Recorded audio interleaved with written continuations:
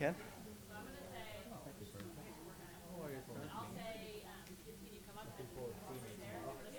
Yeah, I'll introduce you and then we'll set up a date for you to be the featured. That and blue.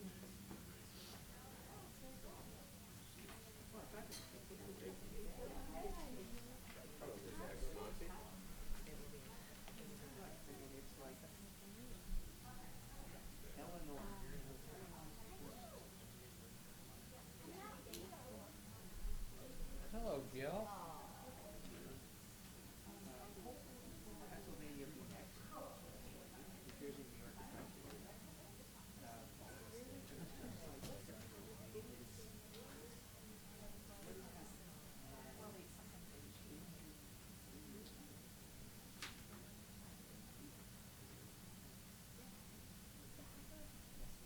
What you reading? Ah, I like that. Girl, that's you. Put my boat in the water for a while. Pardon? Haven't put my boat in the water for a little while. You have a boat. I have 2 kayaks. Yeah, that's at least human powered transport. No, hey, look, I'm not going to argue. I was a master at Central Park Lake rowboat. Really? Central Park, like in New York? Central Park, yeah. Pull it, I'm gonna. They have a, like a big waterway, and you rent rowboats and row around. Hey, how are you? Yeah, that sounds like fun. And you work there? No, I was a patron. Oh, okay. And a good one, it sounds like. Oh, yeah. Started as a little kid. You good at paddling?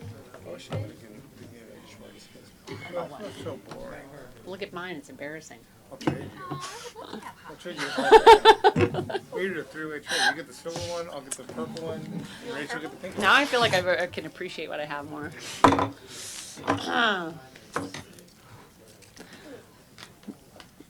All right, I'm gonna call this meeting to order, and I will turn it to our city attorney for a report out on the closed session. The council gave direction to its city attorney, but took no other action requiring reporting out at this time. Thank you. Can I get a, can I get an amen? I have some kids are sitting in the back row. Would you guys come forward, and girls, and lead us in the Pledge of Allegiance? Come all the way up to the microphone, and you can bend it down a little bit. There you go. I pledge allegiance to the flag of the United States of America and to the republic for which it stands, one nation, under God, indivisible, with liberty and justice for all. God bless our country. Thank you. Can we have a roll call? Councilmember Cook? Here. Councilmember Hundley? Here. Vice Mayor Harvey? Present. Councilmember Agrimonti? Here. And Mayor Harrington? Present. Thank you.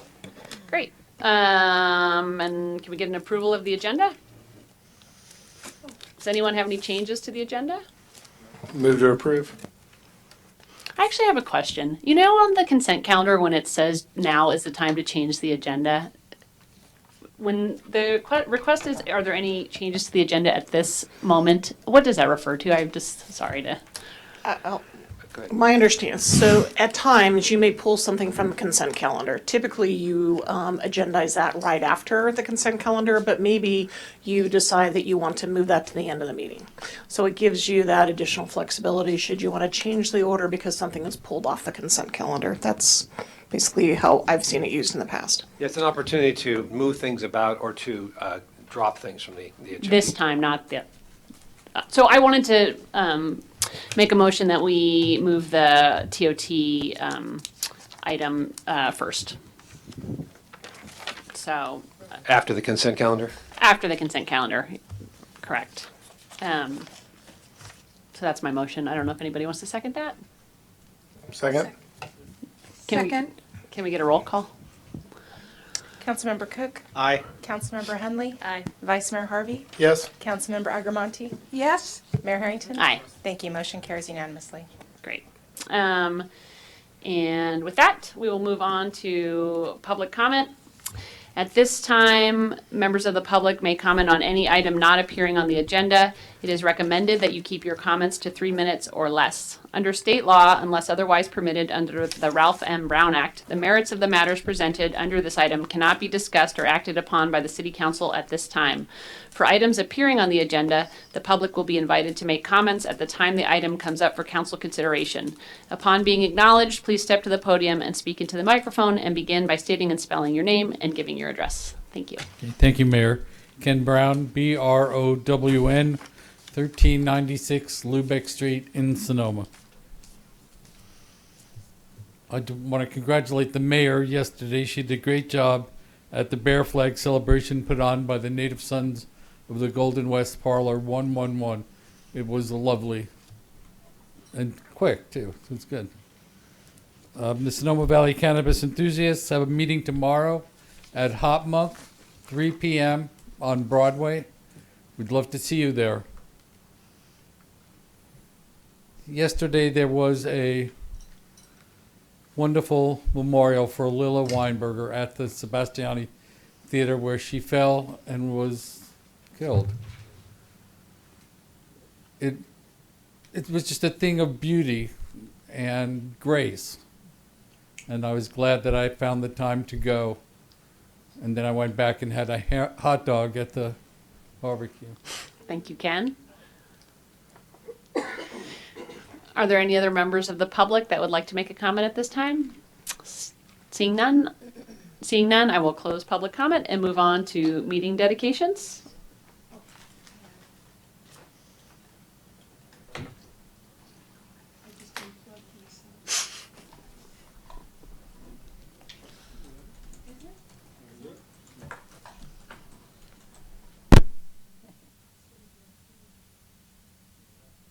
Thank you. I have 2 dedications. I attended a service actually yesterday for Josephine Moranzoni, who was short about 2 weeks of reaching her 100th birthday. She lived on 5th Street West and I believe Ontro, I never say it right. But when she moved to Brookdale, people panicked all over Sonoma. They wanted to know what happened to her. Where'd she move? I hope she didn't die. And so she had lived probably there for 2 more years. She was a wonderful person. She was a longtime member of the Sonoma Valley Hospital Auxiliary. You could see her constantly walking to and from Safeway from her home, even in her 90s. There were a lot of things that I really enjoyed about being with her because I thought she was part of what the history of Sonoma. She married her husband in 1940, Tony Moranzoni, and Josephine is survived by her son and daughter-in-law, Rich and Donna, and her grandson, Matt. And, if you ever knew her, she was about the size of a minute, but she was very mighty. She used to work at the bakery, I think, in Sonoma many, many years ago.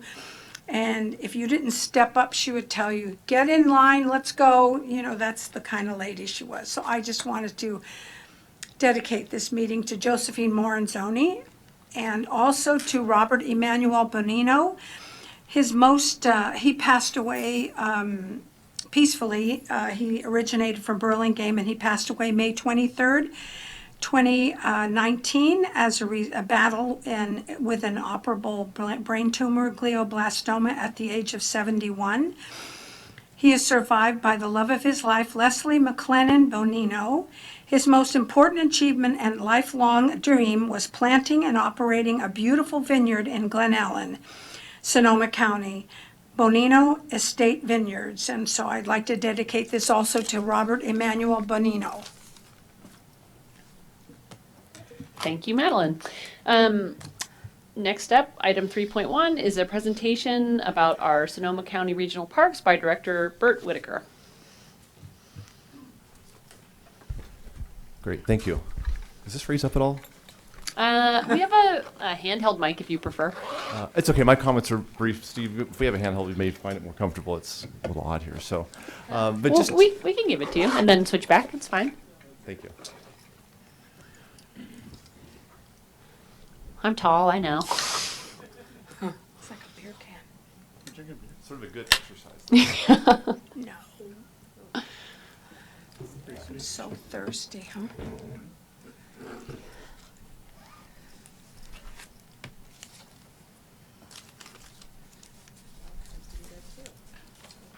Well, we tried. I'll project. So, good evening, City Council. Bert Whittaker, the Director of Sonoma County Regional Parks. I just wanted to thank you for making time in your busy schedules to get a. Great, you're doing great. You're doing a good job. The one with the county has a little button on it, which is I'm just like keep searching for. Oh, right, doesn't it raise up?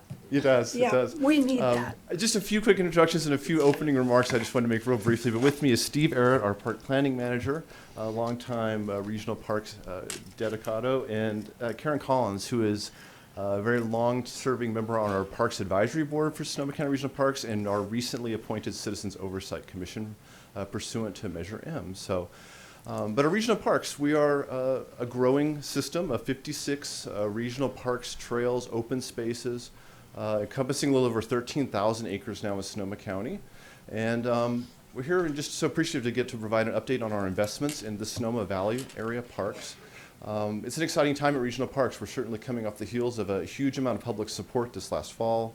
New sources of stabilized funding at regional parks with Measure M, as well as the benefit of our 9 cities in the county. And want to just kind of give an update and get a conversation going. Our goals through our work is to be collaborative with the community. And there's just a number of exciting things, and we're getting to a point with our work in the Valley of a lot of projects and meetings and master plan updates and planning sessions and visioning sessions that we really think a lot of things that are exciting can happen in the coming future. And we've learned one thing for sure is how important the parks are to our residents living here, in the city, outside of the city, coming and visiting the city for family and friends and tourists and the like. As we look at Measure M, it's an exciting time. I mean, the main 3 areas where we're investing those dollars is back into the system, solving deferred maintenance issues, aging parks. We're investing big time into natural resource management, as well as improving access and working to connect these trails to the communities themselves and to the open spaces that surround them. As we look at our first year of expenditures with Measure M, we're excited to say that one of the projects we're going to be talking about this evening, which is the Maxwell Farms redevelopment project, will be the largest recipient of Measure M dollars of the projects we're proposing for the next fiscal year. So with that, I want to turn it over to Steve Arrett to go through and give you guys an update. So thank you. Thank you.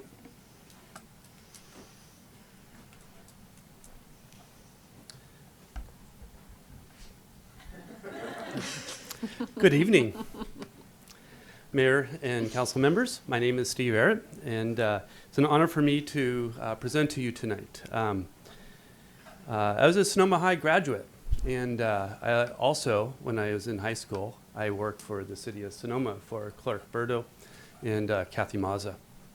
And so in the daytime, I would be working after school in City Hall, and then later in the evening, I'd be using the parks. And so I have a unique perspective, and I lived unincorporated, Shelville area. Also lived east side, a few blocks from here.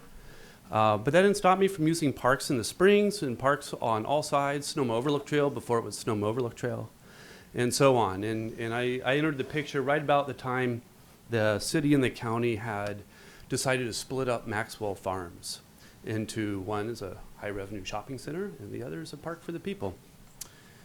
Do we have the...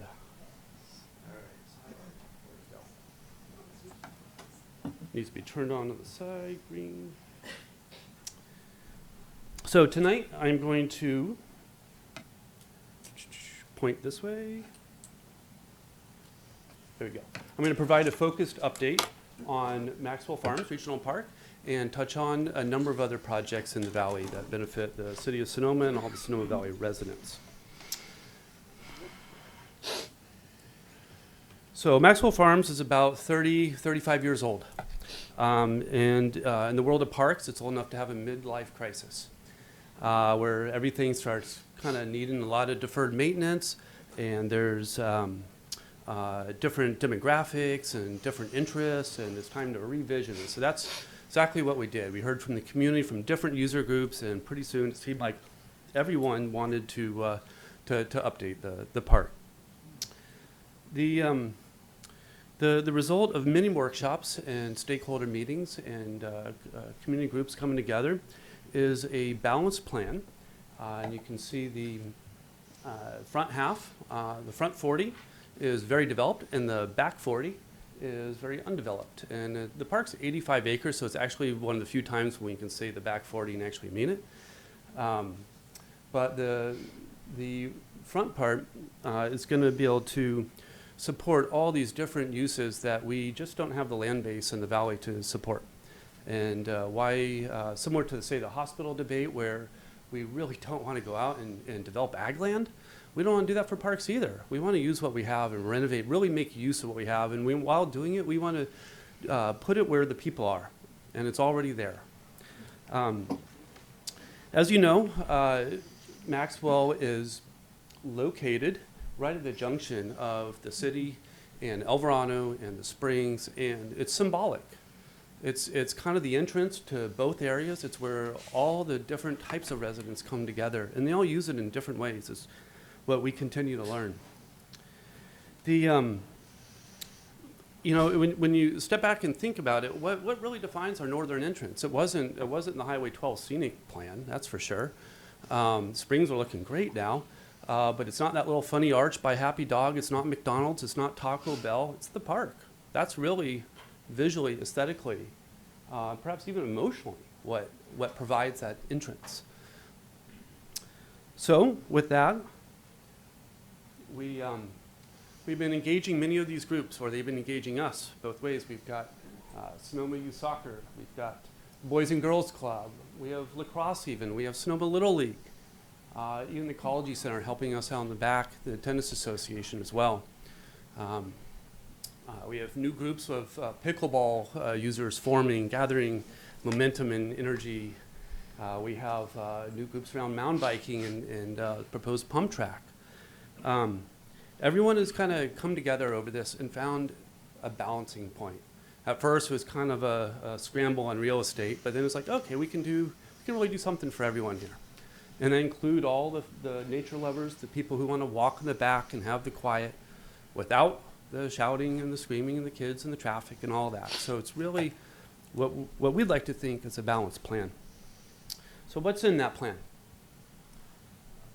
So the slides are a little warped because of the landscape screen, but that's okay. You get the idea. We've got 2 soccer fields, one full size, and I don't know which one to point to because you can't see what I'm pointing to. That's fine. One full-size soccer field, one half-size soccer field, 2 new Little League fields, 2 new restroom concession buildings, a new bike skills pump track, first in our department, 4 new pickleball courts, also the first in our department, renovated tennis courts, destination playground, a whole bunch of parking, dog park. All right. What else am I forgetting? I think I'm probably volleyball is tucked in there. And then the whole back area, the trails are being renovated for safety and all-weather use, so you can use them in the winter. And that will also improve the experience for everyone, along with creek access.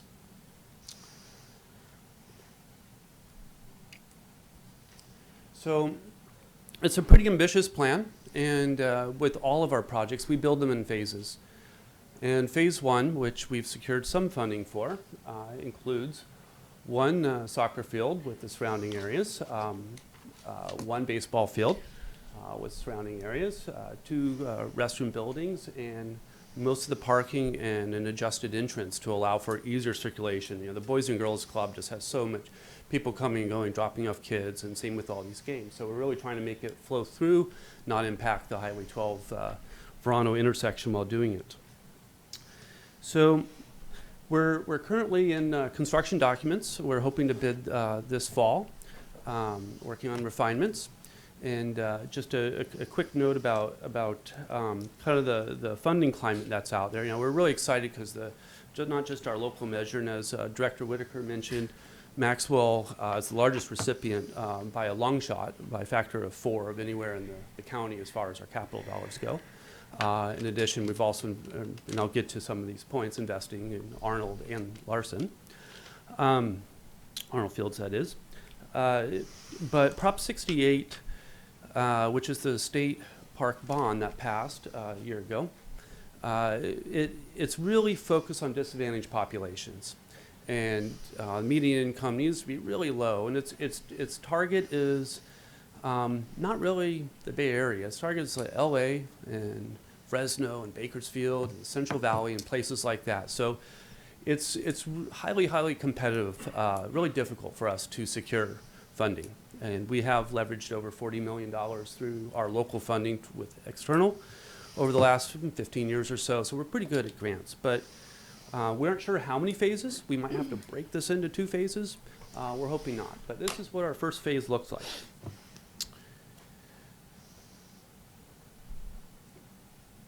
Here's a rendering, hot off the press, mostly accurate, showing what it could look like, a perspective. You have the existing tennis courts have been refurbished. Those are on your right.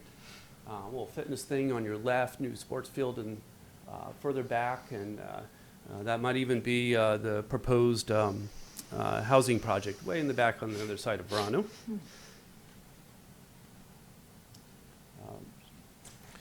Here's a perspective looking towards the Boys and Girls Club. And it kind of shows the way the park is sunk down there, which is really nice topographically. It provides a better way for spectators to see everything. Also kind of insulates from the sound of the road, the roadway acoustics. And we'll be renovating the field or replacing the field on the right before the one closer to the Boys and Girls Club. It has an overlay and for t-ball and it's really kind of the backyard of the club. But we began this project before we knew that Paul's Field was going to be eliminated and that Little League would be displaced out of there. So it was just kind of right in time. And luckily that project has gotten kind of slowed down, so they were able to have a couple more years of use while we got our master plan through the approval process. Here's another perspective, just showing a kind of ground plane what we like, new restroom building, picnic areas, and so on. And finally, the back area, perhaps a little overdone in the rendering, but we're excited to get people back into an area they're not always sure about. Occasionally, we'll have homeless back there. So one of the tricks is to make the trails great, usable, make it inviting, put up some interpreter panels, have more programming, have creek access where we have otters and beavers and steelhead and all sorts of cool critters. And also talk about the history of Maxwell Farms. It has a very, very interesting history and is part of Sonoma's heritage. And the old homestead site's tucked back in there. And so we're looking forward to Maxwell Farms not just being a primarily name of a shopping center, but actually part of our heritage. So in summary, our hope is that it's welcoming for all, and that's something that the unincorporated county is part of, and the city's proud of as well. So now I'm going to move on to some of our other projects. Arnold Field, we're working with community groups, the Stompers, and the Athletic Club to update the irrigation, full replacement, as well as modernizing the lights so we don't broadcast into the neighborhood so much, and also control energy costs. A number of other renovations, but that's right, just feet from us. We also have a parallel process to Maxwell with Larson Park, and tucked back there next to Flowery Elementary School, a little 7-acre thing. It's kind of has an identity crisis between a community park and a neighborhood park. It's kind of half of both in a way, and it's part of, it was built, I want to say the 50s maybe, decades and decades ago. If you weren't aware, there was a Valley of the Moon Park and Recreation District. It went bankrupt because the tax revenue wasn't enough to support it, as with active recreation is often the case, and fell to our department to take them over. And so we got Ernie Smith Community Park that way, along with Larson. So this is the first major renovation after decades for Larson. And again, field replacement on both sides, tennis replacement, some pickleball, community garden expansion, play area expansion, and creek access, and so on. It's like a little mini Maxwell in some ways. And we have it staggered behind Maxwell. So we're working on the plans as well, but we probably won't get to construction for another year or more. The Central Sonoma Valley Trail, what's illustrated are two different disconnected sections. The upper right is just on the north side of Verano, right where Sonoma Splash was going to go, a little ways from there in the finish home. And our department, by way of background, is responsible for Class 1 bikeways outside of city limits. Those are like the Sonoma Bike Path, where it's separated from the road traffic. And so this project came out of a feasibility study 16, 17 years ago, and we're continuing to implement it. The image on the lower left is a section over by Fetter Springs Apartments. So really trying to give the community safe ways of getting around, reducing vehicle, pedestrian, bike conflicts, and encouraging active recreation, healthy community. The Sonoma Valley Trail, we just had the plan adopted less than a year and a half ago or so, and that continues where the Central Sonoma Valley Trail left off, runs all the way up to Santa Rosa, long-term project, going to take generations.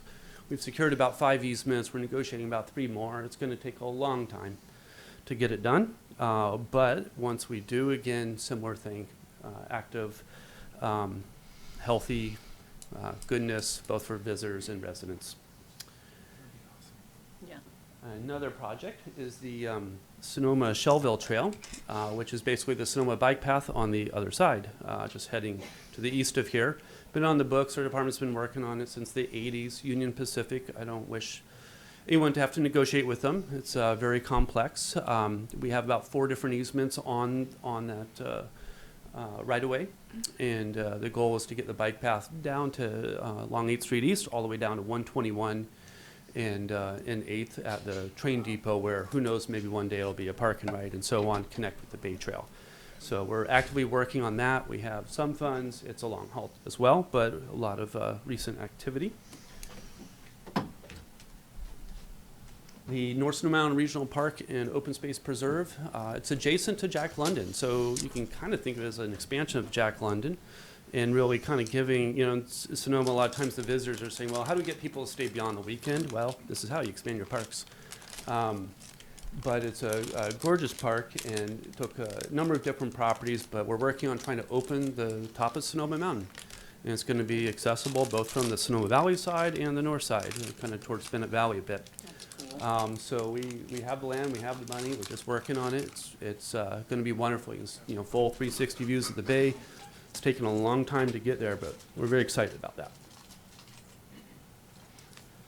that. We've expanded Sonoma Valley Regional Park quietly very recently, and we've been working on trail development, and we have added a couple miles of trail. The 2 red pieces there are the 2 different acquisitions. And then we're working on upgrading the restrooms in the staging area from the little portable thing going on now to a permanent restroom, as along with group picnic areas and other amenities. So really trying to lift the elegance of our facilities up to the rest of the surrounding landscape.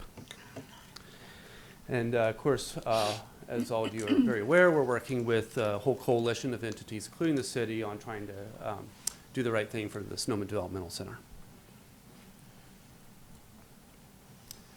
We're also expanding Hood Mountain Regional Park and opening access. We've got 2 miles of trail in construction. We're about to be in construction. It'll provide a whole new experience for visitors coming off the valley floor up to amazing views that include all of the valley and the bay and so on.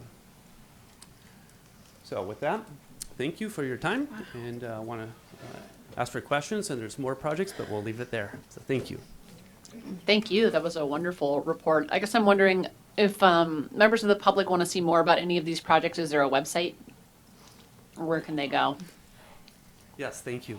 So that's Sonoma County Regional Parks website, and I don't have it up there, but if you just search on Sonoma County Parks, you'll find it. And then at the very bottom, there's this little thing that says Park Planning Updates. And you click on that, you can sign up for updates and learn about most of our projects. Wonderful. Are there any other questions? Councilmember Cook? Yeah, I just have a comment. Thank you. This is a great report, and you have somebody great there with Karen Collins being on the oversight. So thanks for the hard work and the continuance. Vice Mayor Harvey? I'm really excited to see all of these projects come into place. I think it'd be awesome to walk the ridge of Sonoma Mountain. And I was just at the SET RCPA meeting just a moment ago, and their SMART is starting to look at eastbound or east side rail. So it's a very, very early stages. So hopefully that would be awesome to see a bike lane to a rail station. But long time from now, but beginning stages. Good stuff. Anyone else? Yeah, I really enjoyed this presentation, especially up on Highway 12, because it's horrible for bicyclists there. And I think it would be, I don't know, it would bring people from all over the Bay Area. I think if they felt that they had a place to ride and recreate somewhere that was safe. And we have such beautiful country, it would be wonderful for us to be able to share that with others. So I really love the presentation. Thank you. Thank you again. It was really informative, and it's nice to see a local so deeply involved with our parks. Thank you.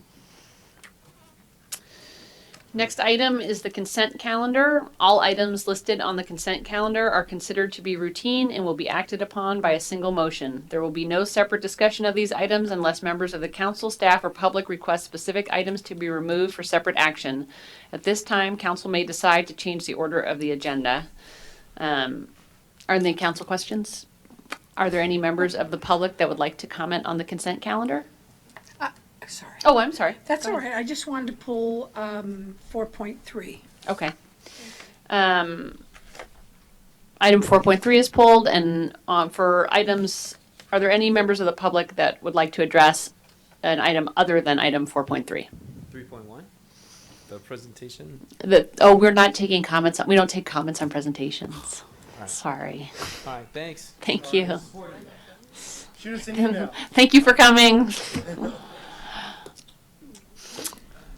Well, sorry. Okay. Are there any members of the public that would like to comment on items 4.1 or 4.2 of the consent calendar? Seeing none, I will close public comment. Can we get a motion on the consent calendar items 4.1 and 4.2? Move to approve 4.1, 4.2. Second. Can we get a roll call? Councilmember Cook? Aye. Councilmember Hundley? Aye. Vice Mayor Harvey? Yes. Councilmember Agrimonti? Aye. Mayor Harrington? Aye. Thank you. The motion carries unanimously. And I will turn it over to the city attorney and the city manager for item 4.3. So as council's fully aware, we've had a number of conversations on minimum wage. This is the second reading, so we would be happy to answer any questions of Councilmember Agrimonti to understand what additional information she would like. I understand. It's just that I wanted to reiterate my position on the ordinance, and as I said, I feel that we still haven't completed some of the information that we might need, and I'm very pleased that Vice Mayor Logan Harvey asked the city attorney in one of our last meetings if something comes up that we might learn new information. Is it ready? Can we revisit the ordinance? And the answer was yes. And those are the things that that's just what I'm thinking about. I think it's an honorable ordinance, and but as I said, I don't feel that we have enough information. Thank you. Are there any other council questions only, and then we'll do public comment, and then we'll bring it back for council comments? Are there any council questions? No? Okay. Are there any members of the public that would like to comment on item 4.3? Ken Brown. Ms. Agrimonti, could you use your microphone, please? Thank you. So sorry. Thank you. Are there any other members of the public that would like to comment on this item? Seeing minimum wage. Seeing none, I will close public comment and bring it back to the council for comments. Councilmember Cook. Yeah, and I also agree with Councilmember Agrimonti. I think we left some money on the table. I think we could have went higher if we could have figured out a way to make the large employers higher. When I see that employees at CVS are making $12.50, and all we have done is raise it $1, and we did not do our homework and continue to hopefully look at this, but I'll be voting no, but it's not because I don't believe in the minimum wage. I believe that it should be higher with some carve-outs and some special language. Vice Mayor Harvey. Yeah, I'd just like to state that we've done more than raise it just $1 for Staples employees and CVS employees. Anybody at a large employer is going to be paid $17 an hour in 2023. They'll also be getting a CPI that's higher than the state, so the delta between the city's minimum wage and the state's minimum wage will continue to increase, and they will continually be getting raises. So I'm very proud of what the city's accomplished with this ordinance and all the hard work that we all put into it individually, and as members of the council and as members of the subcommittee, and I'm happy to be voting yes. Councilmember Hundley.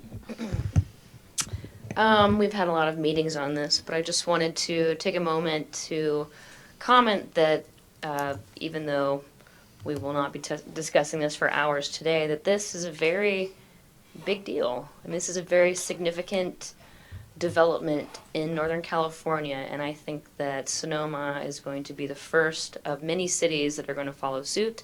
I think the second one right behind us is going to be Petaluma, and I think soon, I'm hoping in the next 5 years, that Sonoma County as a whole will have its own uniform minimum wage, and Sonoma can know that we were the first to make it happen. So I want to thank the subcommittee for all of their work on this. This was quite a bumpy ride. I'd like to also thank my other colleagues, council members Agrimonti and Cook, for your feedback on this, and everyone in the community that came and participated in this. But it wasn't an easy road, but I'm really proud that we're here. I guess, should I make my remarks again? I was told that Whatever you like. I don't want to displease Mr. Brown. So I just wanted to reiterate what I've said in the past for a non-support of this, the proposed ordinance. I want to compliment the committee. I've said that you did a wonderful job on that. But I still feel there is some information that's missing. And as I heard Vice Mayor Logan Harvey ask the city attorney if there was more available information, if we could revisit this ordinance, and the answer was yes. So I think it's really important that we watch what the other cities are doing, and if we feel that there's another avenue, we may bring this back and revisit it. It would be great, but I appreciate your hard work.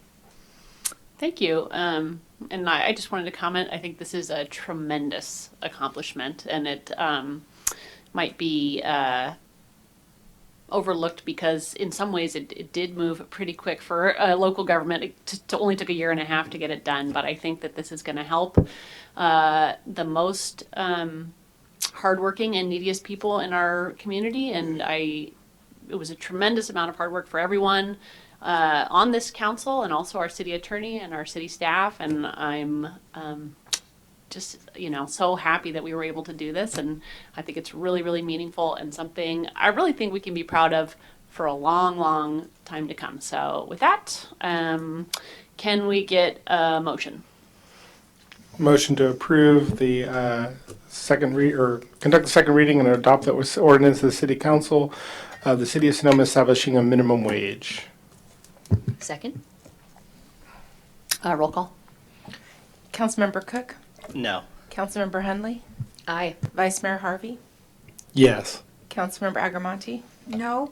Mayor Harrington? Aye. Thank you. The motion carries 3-2. And then, thank you very much. If you'll recall, we changed the order of the agenda, and we will move to item 6.1. And I suggested that because I think that item is quicker than the cannabis, and so we can do people who are here for that item the favor of hearing it first. Great. Good evening, Mayor Harrington, members of the council and community.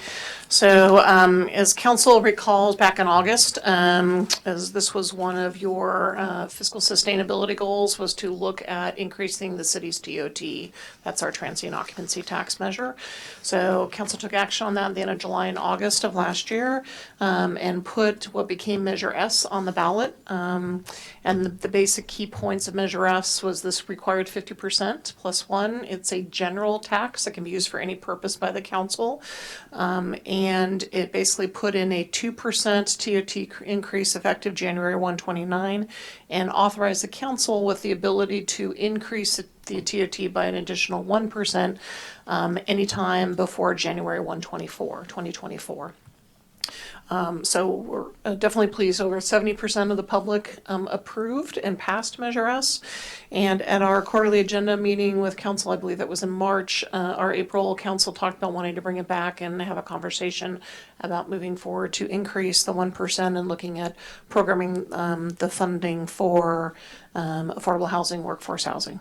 So what is in front of you tonight is some background and a supplemental report and a resolution that would allow council to move forward to doing this.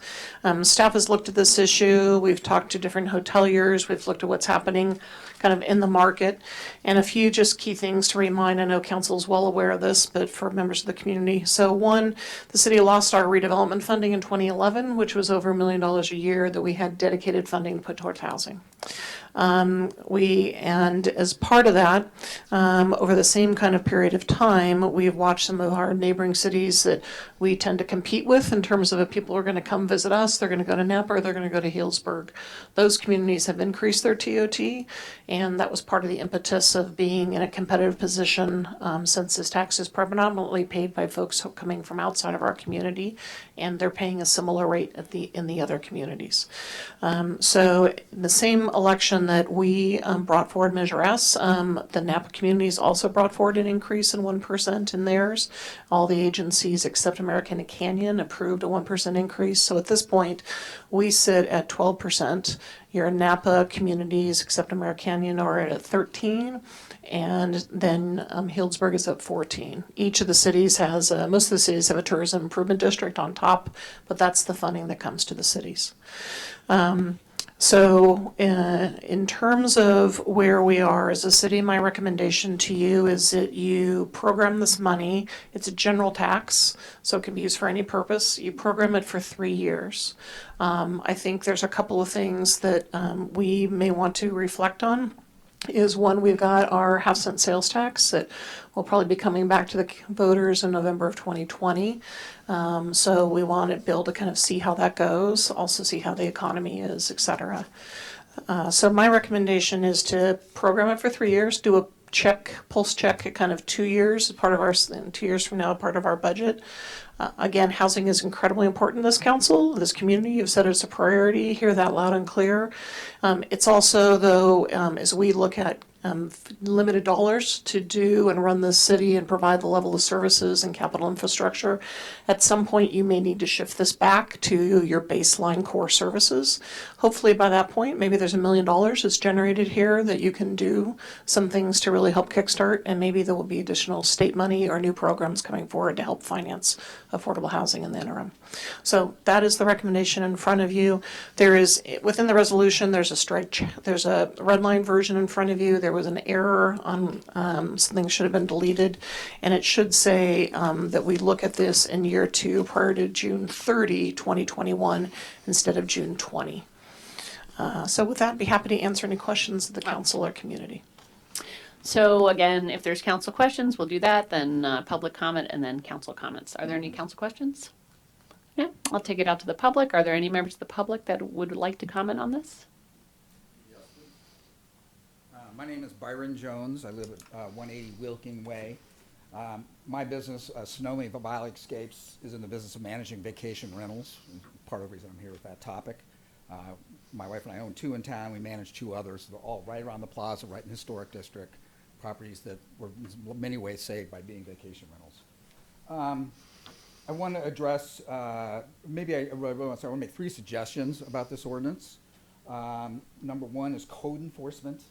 I would like to see the city council commit to a formal review of the vacation rental code enforcement and take aggressive steps to eliminate the illegal non-tax-paying operations in the city, of which there are many. These illegal rentals are unfair competition for us, for me and my clients. The illegal vacation rentals are reducing the housing stock for locals. I went online last night. A lot of these accessory dwelling units are being rented out as vacation rentals. There are dozens of them that don't have the TOT number on their advertisements. I'm assuming those are illegal. I can give you a list of the ones. And in fact, I found 15 of those in 20 minutes. My next suggestion is that you exempt vacation rentals from the proposed tax increase. Vacation rentals are different than hotels. Hotels do not compete against these illegal vacation rentals. There are no legal hotels. Vacation rentals, we're under great pressure because of these illegal vacation rentals. We're charging 15% tax. The illegal ones are charging 0. And some of them are charging 15 and pocketing, which in effect gives them, a different margin situation. Let's see here. And I have a third recommendation, which is I think that the city council should be working with the county supervisor to prohibit new vacation rentals in all the unincorporated areas of Sonoma Valley. This may sound strange coming out of someone's mouth who, does vacation rentals, but I think there's a place for them, like around the plaza in historic areas or historic, buildings outside, whatever. That's not what's happening here. People are coming in to realtor's office every day. I get calls every month about this. They want to buy property, either build it or, it's a new property and it's a weekend place. They turn vacation rental, they write the whole thing off all year round and make money, and it's just, it's very painful. It's removing even more housing stock. And, if I was talking housing, it's just killing it. It drives up housing prices. It's diverting TOT and TID dollars away from the city. And it's unfair competition for people like me. I'm paying a combined 50, or not, by the way, people always say, well, the tourists pay it. It's not true. I pay it. And I feel it affects my rates. That's why I haven't been able to raise my rates for years. And I won't be able to do it again. I pay 15% TOT tax. The properties in the unincorporated, or I will pay under this new ordinance. The properties in the county pay 12 total. Thank you. It's brutal. Thank you. Thanks.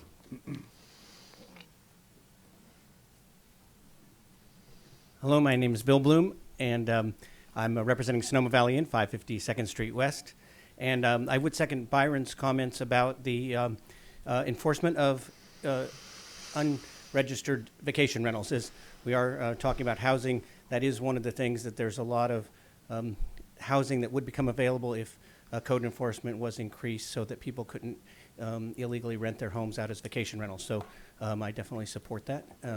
But the reason I'm speaking is in favor of Norm Krug, who's the owner of Sonoma Valley and couldn't be here. He's out of the city, but wanted to say he definitely supports affordable housing. And I know there's the option to go all the way till 2024 to implement this 1% based on a housing crisis. But I think all of us can agree that we are in a housing crisis right now, and the money that we can raise sooner will be a big benefit to getting a head start on trying to find ways to have more affordable housing sooner. And with the loss of redevelopment, as Kathy said, it's really critical. So has our full support. Thank you. Thank you. Nice to see you. Anyone else? Seeing no one else from the public come forward, I will close public comment. And before we go to council member comments, I thought the city manager might address the code enforcement issue about the vacation rentals that was raised. Yeah, so there's two things. One, we have contracted with a firm, it was about 60 days ago, formally kind of set and done to help do the algorithm analysis and research that then comes to our code enforcement so that they can be doing additional code enforcement, number one. So I think that's a really important tool to use the folks that are doing this all the time to get good information. Then our staff just goes out and does the communication and enforcement versus the sleuthing, because the sleuthing takes some chunk of work because you need to build a record. And so that really gets done by this technology firm, number one. Number two, as council knows, we have taken some funding and we are increasing our code enforcement. It's about an additional $25,000 this year. It'll be somewhere between 10 to 15 hours of additional code enforcement time that we'll be doing. And one of the primary focuses will be vacation rentals, number one, and then looking at some of kind of the plaza quality of life enforcement pieces too. But one of the main pieces was I do think we need a jump start in vacation rentals to start sending a clear message and with both of these together, hopefully we can make quite some progress. Thanks so much. Councilmember Cook. Yeah, I'll be supporting this 1%. I think that housing is crucial here in Sonoma Valley, Sonoma County, California, and the United States. So I'll be 100% behind this. And I did want to comment on the vacation rentals. We have done a lot of work with Muni Services in the past, and we're going to continue. And I totally agree with what the speaker said. That is work that we definitely need to do. It should be zero tolerance because it is a complete competing against the other legal vacation rentals. And I do believe that there is the hoteliers, that there's actually a competition there also that just doesn't need to be. So thank you for the comment. So our public understands that we are doing something. And if you're operating an illegal vacation rental, it's better to turn yourself in now. Good point. Who would like to go next? Vice Mayor Harvey? Yeah, I'm very excited to support this ordinance as well. I think that we need the money for housing, and I'm excited to get the Housing Trust Fund up and running and get some funding actually going in there. I wish that we could be doing more. I wish that we had the financial ability to put 2% or more into that fund and to extend it for a long time. But I think the number one duty of us as council members is the financial stability of our town. And I don't think that we're in that position yet. But 1% is going to be a huge deal. As far as the code enforcement, I'm glad that we're moving in that direction as well. I think we do need to crack down on illegal VRBOs. So thank you, Byron, for bringing that important issue up. And I want to make sure that people that are operating legally have the ability to do that, pay their taxes, and do well. Yeah, I'm excited to get some money for housing and looking forward to this. Great. Who'd like to go next? Councilmember Hundley? I will be supporting this increase tonight, and I do think it's prudent to make it a finite period of time for now, and then if everything is wonderful in 3 years, we can always extend it. But also just wanted to note that this is one of several different sources of funds that we are putting together to fund our newly created Housing Trust Fund. And I think sometime in the next couple of months we'll finish off our impact fees. And then my housing subcommittee partner, Logan, and I are constantly scheming additional ways to work on this housing issue. But it's been a long time coming, but I think that there's been a lot of momentum lately. Thank you. Thanks. I think this is great. I think we've been discussing this for many years. It's not the answer, though, obviously, because I understand from the forums that we've had, what's out there is this pot of money enables us possibly to partner with developers, not necessarily build developments all over the city, but actually partner. I think that's a wonderful idea, and I just wanted to ask the mayor if there's a way that through our code enforcement with respect to the VRBOs, if we might have reports monthly, bi-monthly, I don't know what it would be, but people talk about this. I don't know if it's a rumor. I don't know if what we do with Muni Services actually works. So I'd really like to know how you feel comfortable with what we're doing as much as we can compared to what we hear. I think that's a great idea. I think it would be great to get regular updates on code enforcement with regard to VRBOs once we're, or Airbnb, whatever you want to call it. Yeah, so actually, I had already written myself a note of like, how do we create some kind of regular report to communicate out? I think there's a variety of good reasons for that, doing something like that. So we'll look I'll work with our code enforcement unit about how we can communicate out the activity and then provide that information. I think quarterly would be helpful. Yeah, I think some of these things, I wouldn't want to do it monthly because it takes some time to build some of the cases, et cetera, but quarterly does sound reasonable to me as well. Might I make another comment? During the campaign, of course, we all walked precincts and all over the place. And I would imagine about 5 people, I didn't know who they were. They said they were taking care of their grandmother's home. I knew the couple. They were not grandparents. So it's out there and we can't catch them. And I don't know, I know the city staff is doing as much as they can, but just being out there, you can tell that there are people, there are different people parked in the driveway and things like that. So I don't know what we do. Thanks. Thank you for the support. Vice Mayor Harvey. Yeah, I do have a question as well. Are there places where people who are aware or think that they've found an illegal VRBO can report them so that the city is quickly made aware of them and they're brought to the forefront? Yeah, so that's part of the rollout that we'll be doing. As staff has been getting used to this kind of new program and learning all it works. We're also going to work with public information to put out, and then how can people report and what the communication is. So we'll do. We've had some different choices of different ways to do that, so I don't want to announce that tonight. I want to get that finalized. We'll put something out. Cool.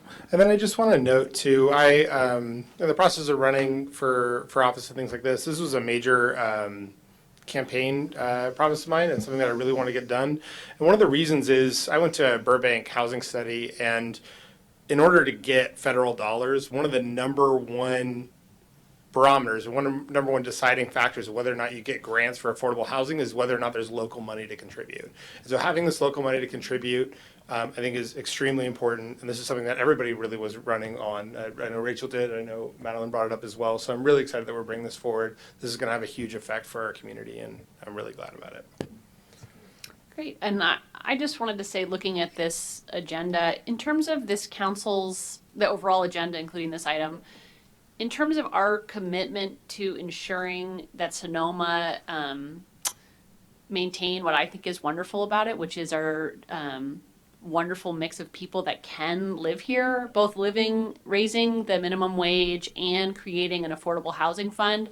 Although neither is a magic bullet, both are working towards that end. And I just think this is actually a pretty incredible evening to have both of them on the agenda at the same time, where we're saying for everybody, and especially the people doing some of the hardest work in this town, we want you to live here. We want our kids to go to school with you. We want to have you at community events together. And we don't want a community of people receiving services and people living somewhere else. We all want to be together. And I think that dedicating funds that could be used for a variety of other purposes to this specific purpose, which I consider to be inclusion, saying that we want everyone to be together, is so really powerful and important. And so it means a lot to me that our hotel community is behind putting this 1% into this. And I think that the 5-0 vote tonight, which presumptively, really shows our support for having the kind of community we all want to live in. So. And everyone did run on that, and I just think it's sort of a tremendous night, so I wanted to make note of that. If anyone has a motion? I move that the City Council pass a resolution authorizing an additional 1% increase on transient occupancy tax effective September 1st, 2019 for the uses of affordable housing. I'll second. And is that with the red line version that staff presented? That would be with the red line version the staff presented, very of course.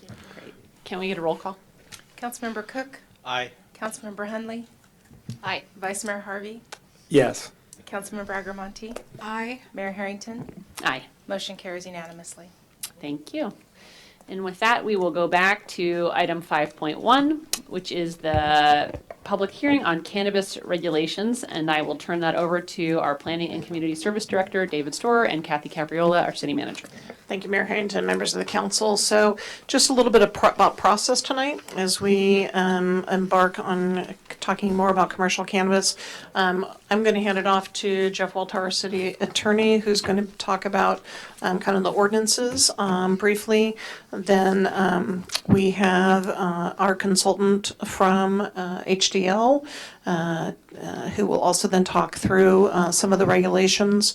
And then David Storer, our Planning Community Services Director, will give an update about what occurred, Planning Commission, some of their recommendations as background. And then we'll be happy to turn it back to the council and community for questions and feedback. And I do have one process question or thought. And I was going to bring it up later, but before we get too far into it, one question was, are we going to be able to deal with all of the items tonight, the storefront, the non-storefront, the manufacturing, and the testing? Does the council want to consider all of those this evening, or just or exclude some of them, in which case we wouldn't want to hear the reports on all of them? I don't know. Well, I think the staff presentation was going to be, this is not a 45-minute presentation. My sense is that we're going to move through this in under 30 minutes, 25, 30 minutes, so that then we can hear feedback from the council. And if you want to have once you've done public comment, if you each want to kind of give a general impression, then that might be the time to say, okay, then let's focus our conversation by A, B, and C. But it's a pleasure of the council, but any other thoughts in terms of timing, David? No, I think I can do it without going into each one of the four types in a generic sense and kind of bundle it, so we can kind of then come back later on the back. And I don't know if the whole council wants to discuss all of these items tonight or not, but it could be that we would discuss, for example, the storefront and non-storefront and leave the other two items for a later date. So anyway, I guess we'll hear the presentation, and if that's something people want to consider, we could discuss it after that time, unless somebody else has a comment about. No? Okay. Thank you. Take it away. This is Jeff Walter over here. I'd like to begin with a quick, yes, I have to remind myself. Before you are two ordinances, and we are recommending that the zoning ordinance be continued. We have pending some requests from the FPPC as to whether or not the proximity of some of these proposed zones to council members' homes creates any conflict issues. We are hopeful that they do not, and we are hopeful to be receiving from the FPPC preliminary advice by this Friday. So we are recommending that the council continue the zoning amendment ordinance to next Monday, and that it be basically taken off the table for discussion tonight, so there's no question that nobody's running into any kind of conflict issues, because all that we're going to propose that you talk about is the regulatory ordinance, which is not tied to any particular place. It's just a set of regulations for any business that ultimately gets approved.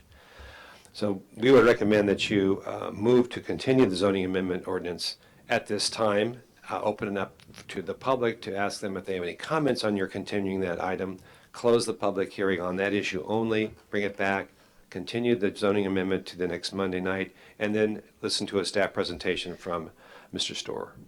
So we make the motion before public comment? No, you would. So open it for public comment now? Yes. Okay. On that issue only. Yeah. So I'm going to open up public comment on the issue only of taking item B, the zoning amendments, consideration of moving that to June the 17th instead of considering it this evening, in order to allow time for the FPPC to respond about possible conflicts of various council members. Would anyone like to address that matter? Seeing none, I will close public comment, and I will make a motion to, unless there's comments. No. I'll make a motion to continue item B of the zoning amendments to June the 17th. Second.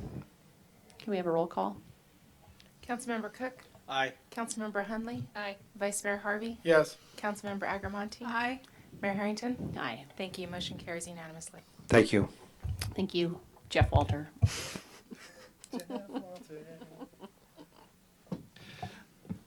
David Storer, going to introduce Tim Cromartie, who's going to give you a brief presentation. We've asked that he keep it to about 5 to 10 minutes, and then I'll take the balance of the hour. I'll be about 5 or 10 minutes, I promise. Madam Mayor, members of the council, Tim Cromartie with ATL Companies. I'd like to just walk you through the major provisions of the ordinance. I won't drill into too much detail in the interest of time, but I do want to say a few words in advance about the why the ordinance looks the way it does and why it's so detailed. Is your mic working? It doesn't seem like it. I don't hear it. I hear it a little bit. Okay. How's this? That's better, yeah. Thanks. You got to stand right in front then. The ordinance, as it's presented to you, is a menu of options that is based on HDL's experience in helping cities deal with regulatory challenges and working with cannabis businesses in 125 cities in which we have either assisted with local regulations in the form of an ordinance or ballot measures or audits for cannabis revenues. So our role is to work with the city and, as with all our clients, in establishing an ordinance that reflects your priorities and needs. That said, the menu of options in front of you tonight is not set in stone by any means. Our goal is to establish a regulatory ordinance that proactively addresses things that we know are likely to come up, such as reasonable time, place, and manner restrictions, quality of life concerns, security issues, everything from cash handling to security guards, etc. The detail in the ordinance comes from that effort to be proactive. Cannabis regulation presents basically a spiderweb of policy issues. One thing conceptually it's important to note is the role of state versus local regulation. Cities engaged with the state on an unprecedented basis when the cannabis laws were being written, because cities did not want an ABC type regulatory structure where the state has all the meaningful enforcement powers and the locals have none. The ability, for example, to suspend or revoke a permit. For that reason, cities are empowered to do local regulation and local enforcement with cannabis businesses on a scale that they simply don't have those range of powers with alcohol. We did not want to repeat the alcohol model with cannabis. And however, it's a big however, that requires, frankly, more detailed ordinances, because if you are getting into the business of enforcement, you don't want to enforce rules that are not codified in your local ordinance. That can lead to legal difficulties, as your city attorney will tell you. So that is one reason why the ordinance is so detailed. The other issue is that although there is a set of state enforcement agents, that is a finite body of individuals, I guarantee you, and the state because there is a local layer of regulation and enforcement, the state is primarily going to sit back in all but the most egregious cases and let the locals do the enforcement. That, again, is why the ordinance needs to be relatively detailed. I will talk about one aspect specifically, location and design, which is section 5.36.250 of the ordinance. That essentially requires applicants to have a site designated that they're thinking about specifically for locating. In a city that has a dearth of available land on the scale that Sonoma does, it's appropriate to waive that requirement in the interest of ensuring that you get the broadest possible quality and quantity of applicants in your pool. Say the number again, please. It would be beneficial to waive the requirement. No, just the number. 250. 5.36.250. Thanks. Sorry. It's all right. So your ordinance basically lays out purpose and intent, legal authority, the fact that there's got to be compliance with laws, and a set of definitions. It then goes into the basics of what's required. A local permit is absolutely required. You've got to have a criminal background check. That is a state requirement. It talks about who the prohibited licensees are, and then it goes into the details of both the selection process and the proposal review committee process, how that body will work, who's on it, and the fact that there are a series of finalists who will then move forward to the land use process at the end. It goes on to land use and due process provisions, specifically the requirement for a city business license, building permits, related inspections, a planning director's certification, codification of or evidence of right to use the property, and then you get into the due process issues of renewals, revocations, and appeals. So all that needs to be in the ordinance so that you observe due process with respect to the applicants. A lot of this is based on a goal throughout the ordinance of having transparency and accountability of all parties, both the city and the applicants that it's working with. Another rule that speaks to past history on alcoholic beverage control is the transfer of the cannabis business permit. There need to be rules about that because on the alcohol side, there have been a number of problems with alcohol licensees getting into trouble with the state authorities for selling to minors or doing something more egregious. They're under investigation by the state. They're about to get their license pulled.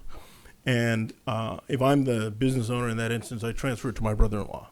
Well, that basically makes it a clean slate. That is a brand new licensee as far as the state law is concerned. And yet my brother-in-law and I may be of the exact same mind about how to run the business. Has there been a qualitative change in the ownership? In that instance, no. So that's why there need to be rules about that specific issue in the ordinance. Clearly, you need record-keeping requirements. Another topic that's generated a lot of conversation has been the security requirements. The security requirements are very extensive. They are written in an abundance of caution because, frankly, it's easier to dial back regulations than it is to try to tighten them up once you have a regulatory structure in place. The background is that this is still a federally prohibited substance. There is a thriving black market in California, notwithstanding the advances made in the last 18 months of the state regulatory structure. And there are concerns about federal enforcement, criminal activity, inversion of product, which is mixing legal product with illegal product, and diversion, which is taking legal product and diverting it to the black market. So amendments have been proposed. You'll find them in attachment 4 to address some of the concerns voiced by the Planning Commission. There is definitely a need on the part of the city to have the equivalent of a Know Your Customer protocol if you're going to authorize businesses to operate in your jurisdiction. And those take the form of the security requirements, the requirement for a business plan, the requirement for capitalization, as well as making sure that businesses adhere to the state track and trace requirements. By the way, there are at least 11 cities in California that have adopted our security requirements verbatim. None of them have had any major concerns in that area. I'll talk about just 2 or 3 more things and then I'll close. In terms of the level of detail, we have operating requirements for each individual license type. They are very distinct. They have very different functions. The requirements for non-storefront retail, for example, are very different from those for manufacturers, and again, very different from testing labs. That is why there's a specific set of operating requirements specific to each one. And again, on reasonable time, place, and manner restrictions, section 5.36.400, that is a classic example. It's on permissible delivery locations and customers. That is a classic example of reasonable time, place, and manner restrictions. You just want to have some authority over where and how cannabis is delivered in your city. Lastly, promulgation of regulations, section 5.36.410. The intent of that provision is to give the city... Can you say these numbers a little bit slower? I'm having a lot of trouble following along. Section 5.36.410. That had to do with promulgation of regulations, primarily future regulations. The intent of that provision was to give the city flexibility going forward to add new rules and to amend requirements as the law in this area continues to evolve. There are, conservatively speaking, at least 25 to 30 cannabis bills that have been introduced in the legislature this year. There were a similar number, if not more, last year. This will continue for probably the next few years until we have the regulatory structure more or less settled. But again, it's going to take quite a bit of time before the number of bills and proposed changes in law die down. And for that reason, we thought it was important to have this provision to codify the city's plan as part of its regulatory structure to plan on making changes on the fly. This is sort of a working, living document, and it's just meant for the convenience of the city as changes and different situations arise that may not have been anticipated when the ordinance was adopted. With that, I will close. Thank you. All right, thank you, Tim. So council members, I'll be using the PowerPoint presentation to go through my few minutes. And I want to thank you for the opportunity. It's been very interesting to learn about cannabis commercial businesses for the last 60 days, 90 days of my life. So thank you for that. I had the opportunity to be before your council on 2 occasions and also before the Planning Commission. The packet that you have. Can we get a mic for David's? So, had the opportunity to go to the Planning Commission to receive a set of recommendations to your council. Those occurred on May the 9th. I do want to point out that the ordinances that you have as attachments 2 and 3, number 1 is the supplementary staff report. So ordinances 2 and 3 are those that were presented to the Planning Commission, and it's from those 2 documents that we've prepared attachment 4 for you tonight, which can make amendments to those 2 ordinances based on those Planning Commission recommendations that you're comfortable with. So that way you're starting from the same base point. And then, as Tim mentioned, in attachment 4, you can do your options or customizing, if you will. And we actually are addressing the one section that he just referenced about the customizations, and I'll get to that. That's towards the end of attachment 4. So if you want to kind of use attachment 4 along with attachment number 2, which is the regulatory ordinance, those will be the 2 companion documents. But to recap very briefly, your direction previously was to look at storefront, non-storefront, and allow one of each of those within the community. One type of manufacturing proposal or business, and that could be either a type N, which is for infusions, or a type P, which is for labeling and packaging. Recognize that you can actually do label and packaging within the N permit, so it's a kind of an inverse pyramid, so to speak, as far as what uses you can do. You also suggested that you would like to have one testing lab and also allow for distribution. The other directions that you gave to staff was that the appropriate places would be within the commercial zoning district and the mixed use district. So we looked at that also when we created buffers, and we provided some buffers for you, and I'll get to those in just a moment. Prohibited types of businesses, there were 3 types: cultivation, distributors, and micro businesses. So I won't spend any time going through those unless the council has questions regarding them specifically. We introduced to you in your April meeting a phase of permitting that had 3 types. One would be the review process. Some people have called it the beauty contest, where you take a pool of applicants and you decide which ones of those you want to issue. The council would be to issue a conditional use permit. That's after it's gone through a staff process of a process review committee. Upon conclusion of the Planning Commission issuing a conditional use permit through a regular public hearing process, after a successful candidate has received a conditional certificate, they would then go through the land use piece. Following that, there would then be a process, a ministerial process, where the city manager or staff or assigned staff would then determine if everything has been done according to the first 2 phases, and then a commercial cannabis business permit will be issued where they could actually commence operations. That would be a process that would require no discretion or public hearings. That would be certainly an administrative program. This outlines very quickly the type of the selection process and potential timing. There's an appeal process for those people that are not successful at the PRC process. We could then have that done at the same time that you do consider those that were successful, in order for you to determine who receives a conditional certificate to then advance to the Planning Commission process. And then, again, as I said, the third of the 3 pieces would be a commercial cannabis business permit issued, and that also can have actions taken by the city manager appealed to the city council. Buffers that were presented to the Planning Commission that are in your packet, currently in attachment number 2, show a buffer around the Little League baseball fields. The Planning Commission made no changes to that, or recommended no changes to that. Also, no changes to the 600-foot buffer around the schools on the south end of town.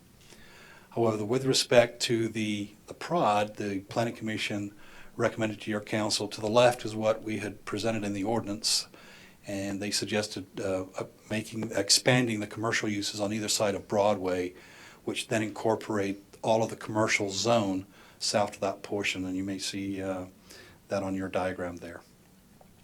The second place for changes were to modify the commercial zones, if you will, around the other schools, but I called it the commercial shopping center version. You can see that the Safeway Shopping Center was added to the buffer by the Planning Commission, and the south half parcel of the Fifth West Plaza Shopping Center.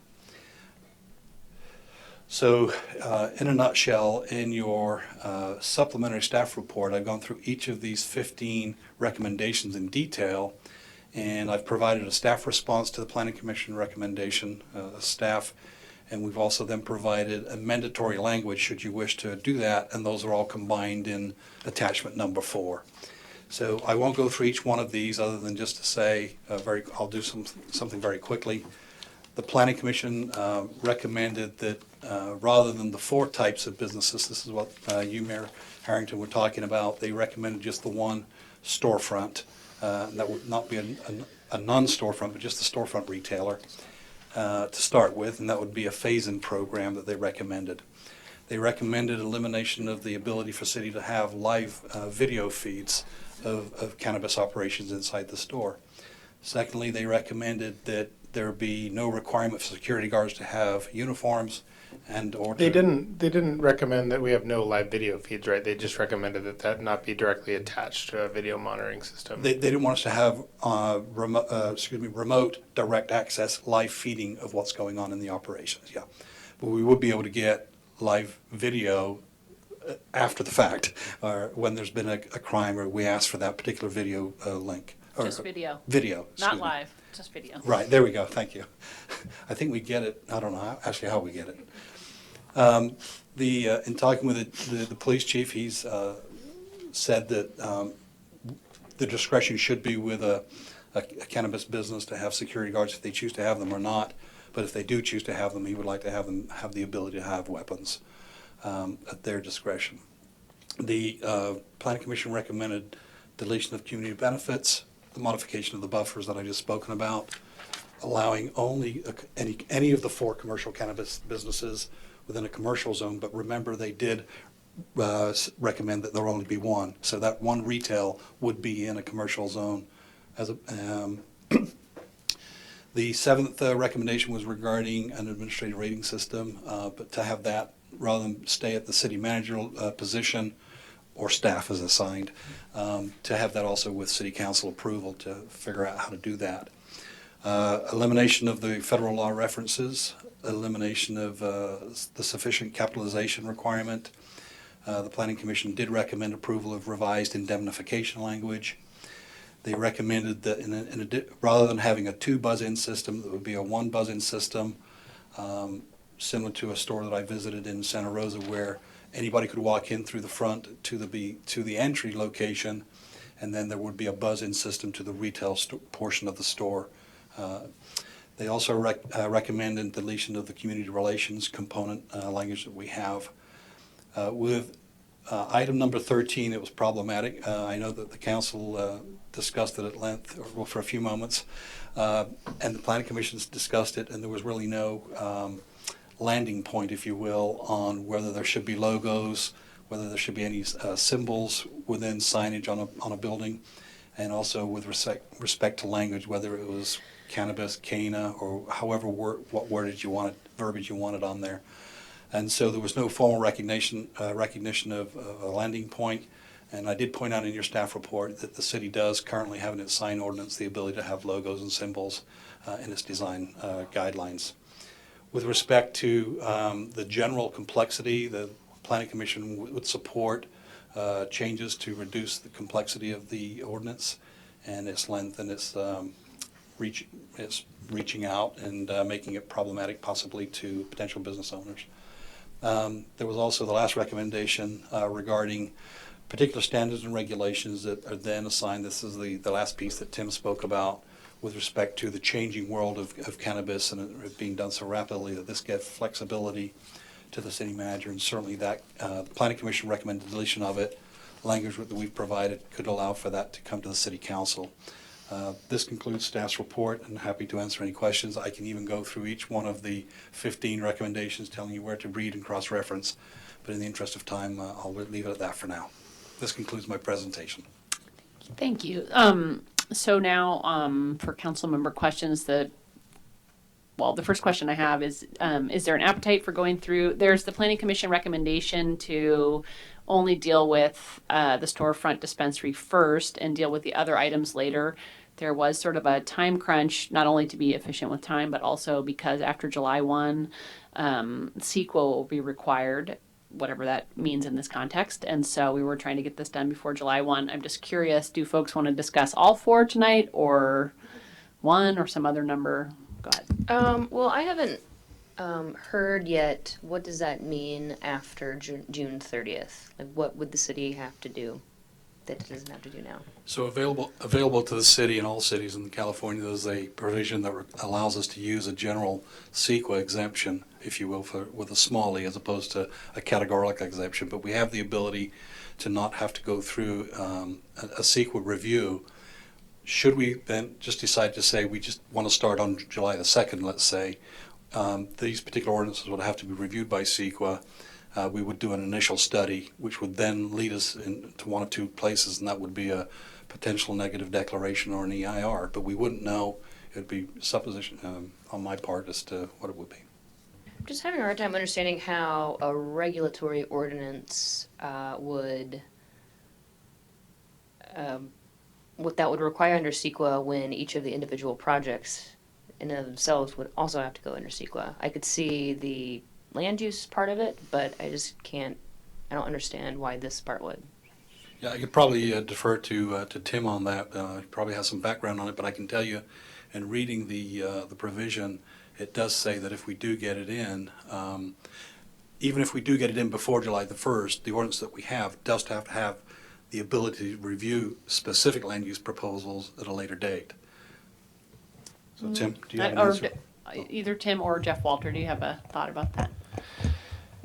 The regulatory ordinance may escape environmental review. It may not be a project, since it's not proposing any physical or allowing any physical development at all. It's just sort of an abstract, here's a set of regulations that someday might apply to somebody's application. So that may avoid environmental review altogether. But the zoning code would not, as you intimated, Councilmember Hundley. That will trigger CEQA for sure. It's like any other zoning amendment or general plan amendment, it would trigger CEQA. And because these are companion pieces of legislation, it's how they're conceived of, we can invoke the exemption that the Medicinal Adult Use Cannabis Regulation and Safety Act grant to all cities and counties in the state of California. There's a July 1 deadline. If you can adopt these ordinances before that time, then you don't have to worry about CEQA at all. Now, of course, as the planning director was saying, individual projects that then are taking advantage of the regulatory ordinance, they do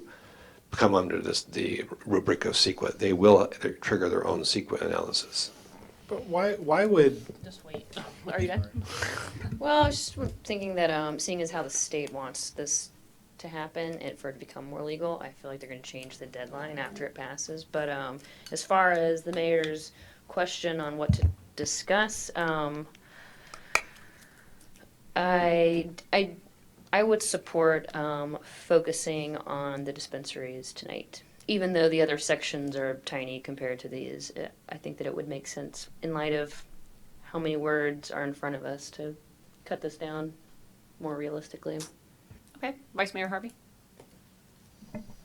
I just don't see how much faster it's going to be to do that. I mean, I guess it's 8 or 7:40 right now. So, I mean, if we think, I mean, I don't know. Are we going to do a second reading anyway?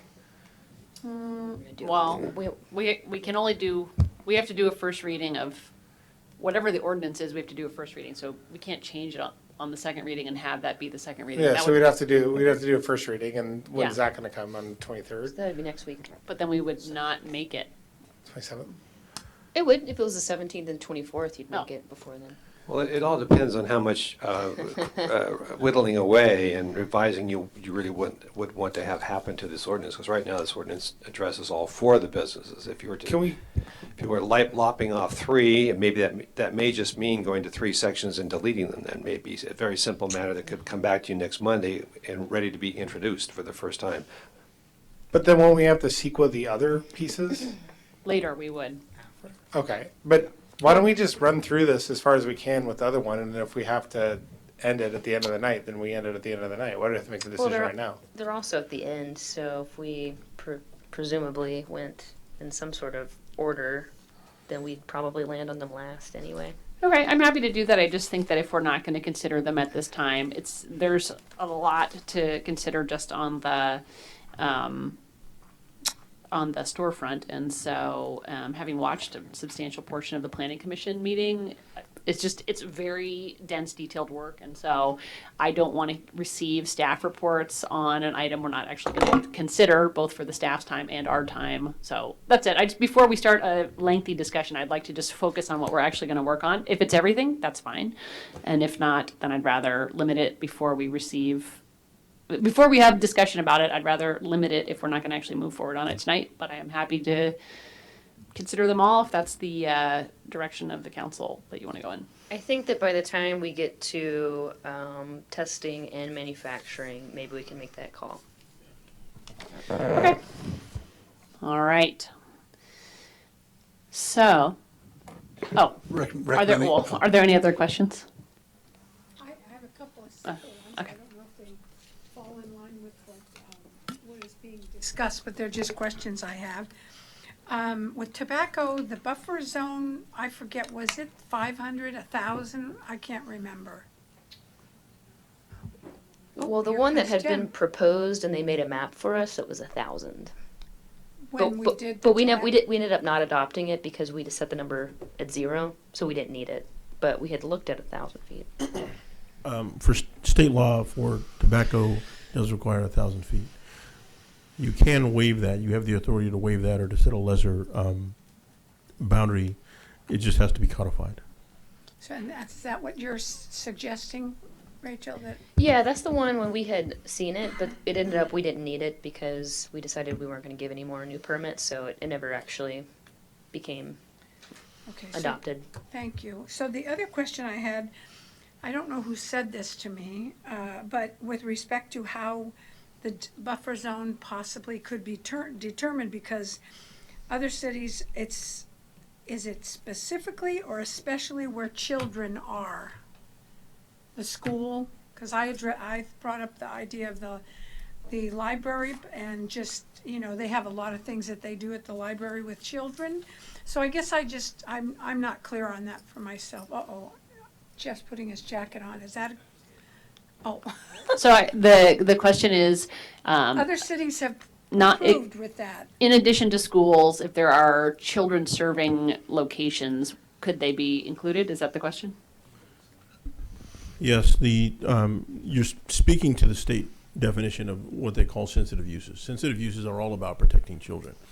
State law defines them as schools, daycare centers, or youth centers.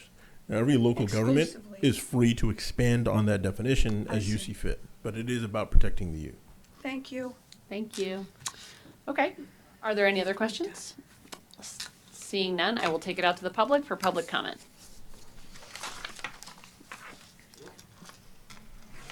Seeing none, just kidding. Just kidding.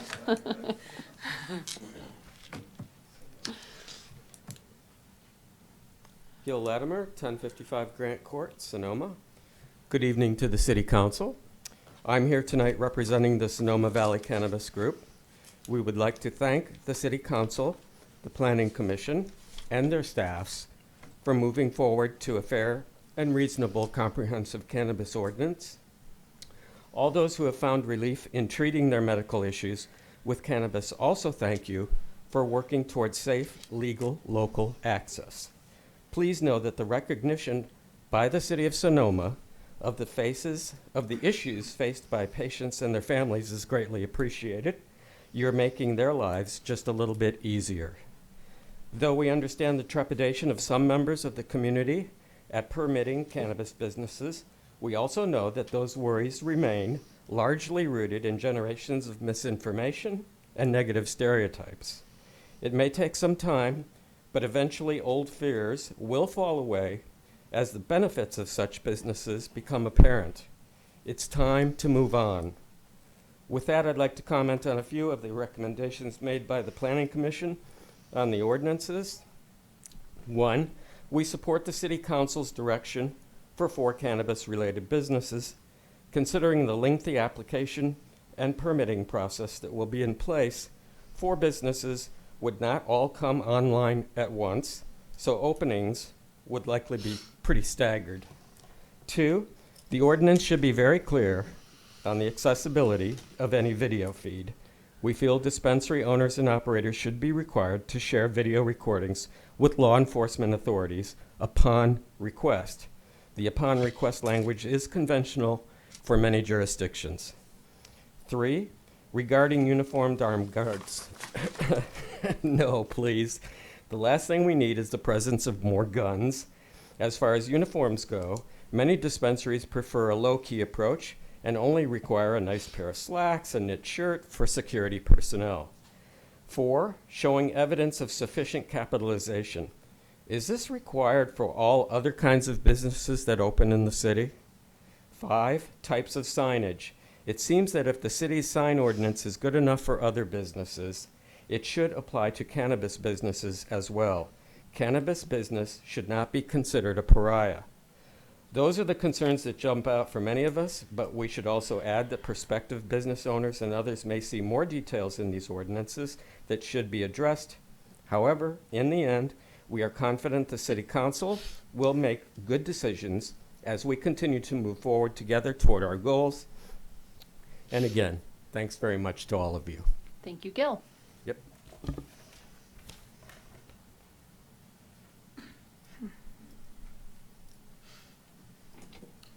Good evening. My name is Eric Pearson, E-R-I-C-H-P-E-A-R-S-O-N. Thank you for the opportunity tonight to speak about cannabis, and great work getting this far. I know it's a difficult issue in many jurisdictions. I operate at a company that has 5 retail locations. We employ about 75 or so people in Sonoma County. We have a farm in Glen Ellen, and we manufacture and distribute cannabis out of Santa Rosa. We've been operating retail for 10 years now. And so I just want to make myself available if you have questions. We know this process pretty well. I apologize for being late to the conversation here, but wanted to let you know that. Happy to answer questions too. The biggest item I saw in the ordinance that was of concern is there's a lot of energy being put in to an ordinance that allows your city to select an applicant that is qualified. And what we've seen, and it's happening in Alameda right now, and I'm actually involved in an application in Alameda, is there's very limited commercial space in Sonoma. So when you require the location as part of the application, what happens is you don't get a lot of experienced dispensary operators to apply. And the reason why is because they don't get a location. They don't speculate on a $3 million building or whatnot, or they aren't able to get a lease because someone else beats them out. So what happens is you end up getting an application from a property owner who may go out and find a dispensary operator to partner with in order to operate it, but then the economics get shifted over to the property owner and less to the business owner, the applicant. So ultimately it takes the selection process away from the council as far as looking for the right type of operator. So it would be my recommendation not to require a location given the limited amount of commercial property in Sonoma. I've taken a look on LoopNet. There's 15 things for rent in town right now, and none of them qualify. The AAA building that was in the original zone, that looks like it's going to be cut out now in the expanded commercial zone south of the plaza, has gone into contract or has had an offer last week. probably by a very large multi-state cannabis operator who has $3 million to speculate on a location, knowing that if they have the one location, then you'll be choosing them to be the applicant. So keep that in mind. Sorry, your time is up. Oh, okay. Thank you.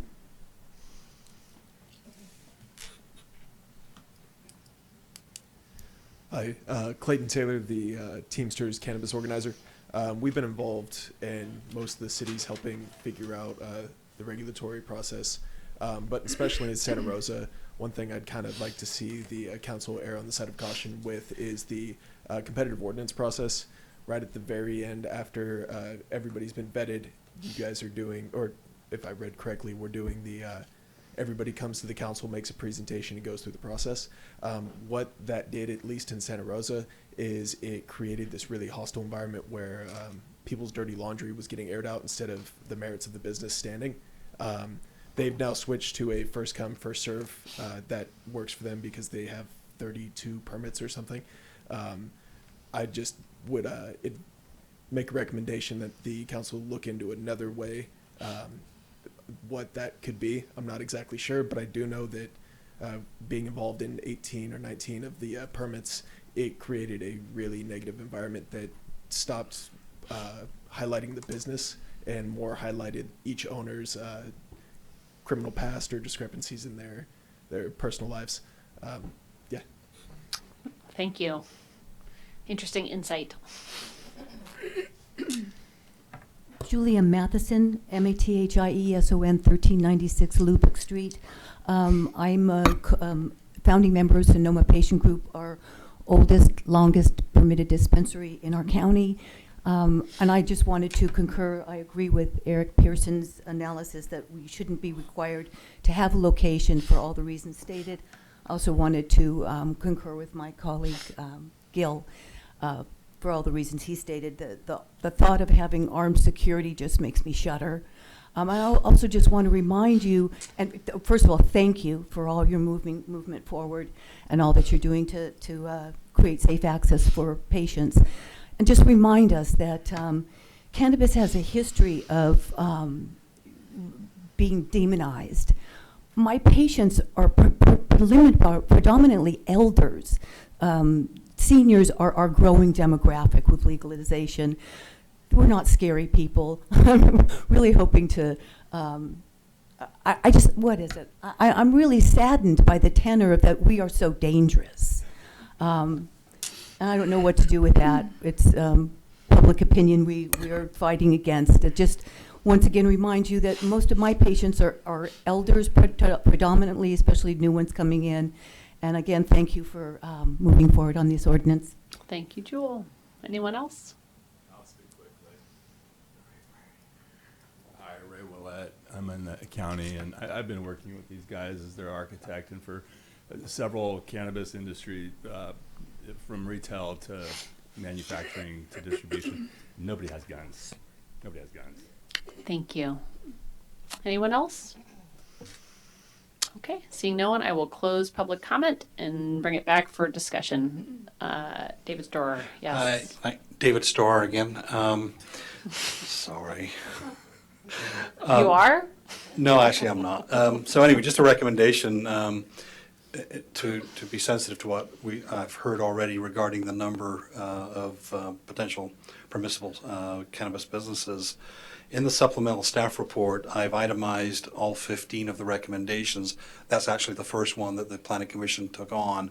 And so what we could do is go through those one at a time, say, yes, we do, no, we don't. You'll see there's 9 places where we've made modifications based on the input, for example, like the indemnification language, the option that you can have for uniforms and weapons and things of that nature. So that'd be probably a good place to start as a recommendation. Councilmember Hundley? I mean, that makes sense, but it sort of assumes that the place that the discussion should start is with what the Planning Commission identified, which I have other things that I would like to talk about. So at some point, I think that would be a helpful thing, but I mean, I don't know. I have some general comments I'd like to say and maybe like a suggestion of something that could make this a little bit simpler, but I'm not sure how the mayor would like to proceed with this piece. I'm happy to hear a simplification suggestion. So my general comments is that I was, like many people, surprised, not just at the length of this ordinance, but at the, let's say, paranoid undertone that it seems to have. And it's just very heavy-handed. And, the prime examples would be the guns and, having a requirement that the cannabis business has to lock their bathroom. I mean, I think they can make that decision themselves. And this format I find problematic because, it's presented as a menu, but it's presented as a full ordinance. And, I am supposed to go back and then try to figure out like what is and is not common in Sonoma County, which is what I did today. I spent the entire day reading ordinances in Sonoma County for cannabis businesses, and it was just remarkable, the difference to me. And I don't see why we would have something that was just so out of character from all of our neighbors. And so that is just, I find this to be a really challenging place to start. But one of the issues I have with it is that for a lot of the application requirements and the selection process, I've seen it in a lot of places as regulations, where it sort of references that there's going to be an application process and that there's going to be a selection process, and then the nuts and bolts and details, which have to be worked out, the regulations, which were a little more flexible, we can do it faster. So there's some of the things that I think, especially in the beginning, that I would just like to reduce to enough reference to enable us to come back when we are not in a hurry, and also can have a better idea of what the selection process looks like. Because I know the Planning Commission had a issue with sort of creating this point system without knowing what it would look like, and I feel the same way. So if my colleagues were interested in something like that, I think that there are some sections in the beginning that are very long that perhaps could be better suited by regulations. And thus, we don't have to figure out exactly tonight like what the application is going to look like and who's going to be conducting the selection interviews and those sorts of details. Just a point of clarification, Councilmember Hundley. So when you're saying administrative regulations, what I hear is there would be a process, administrative regulations that would be detailed, and then council would approve via resolution. Correct. Not administrative regulations that staff would implement. So I just want to clarify. So your vision, which I support, would be that council, if you pull them out, council would be reviewing those along with kind of the matrix point system, and that whole process would be done via resolution, which gives you more flexibility to change or modify. Okay.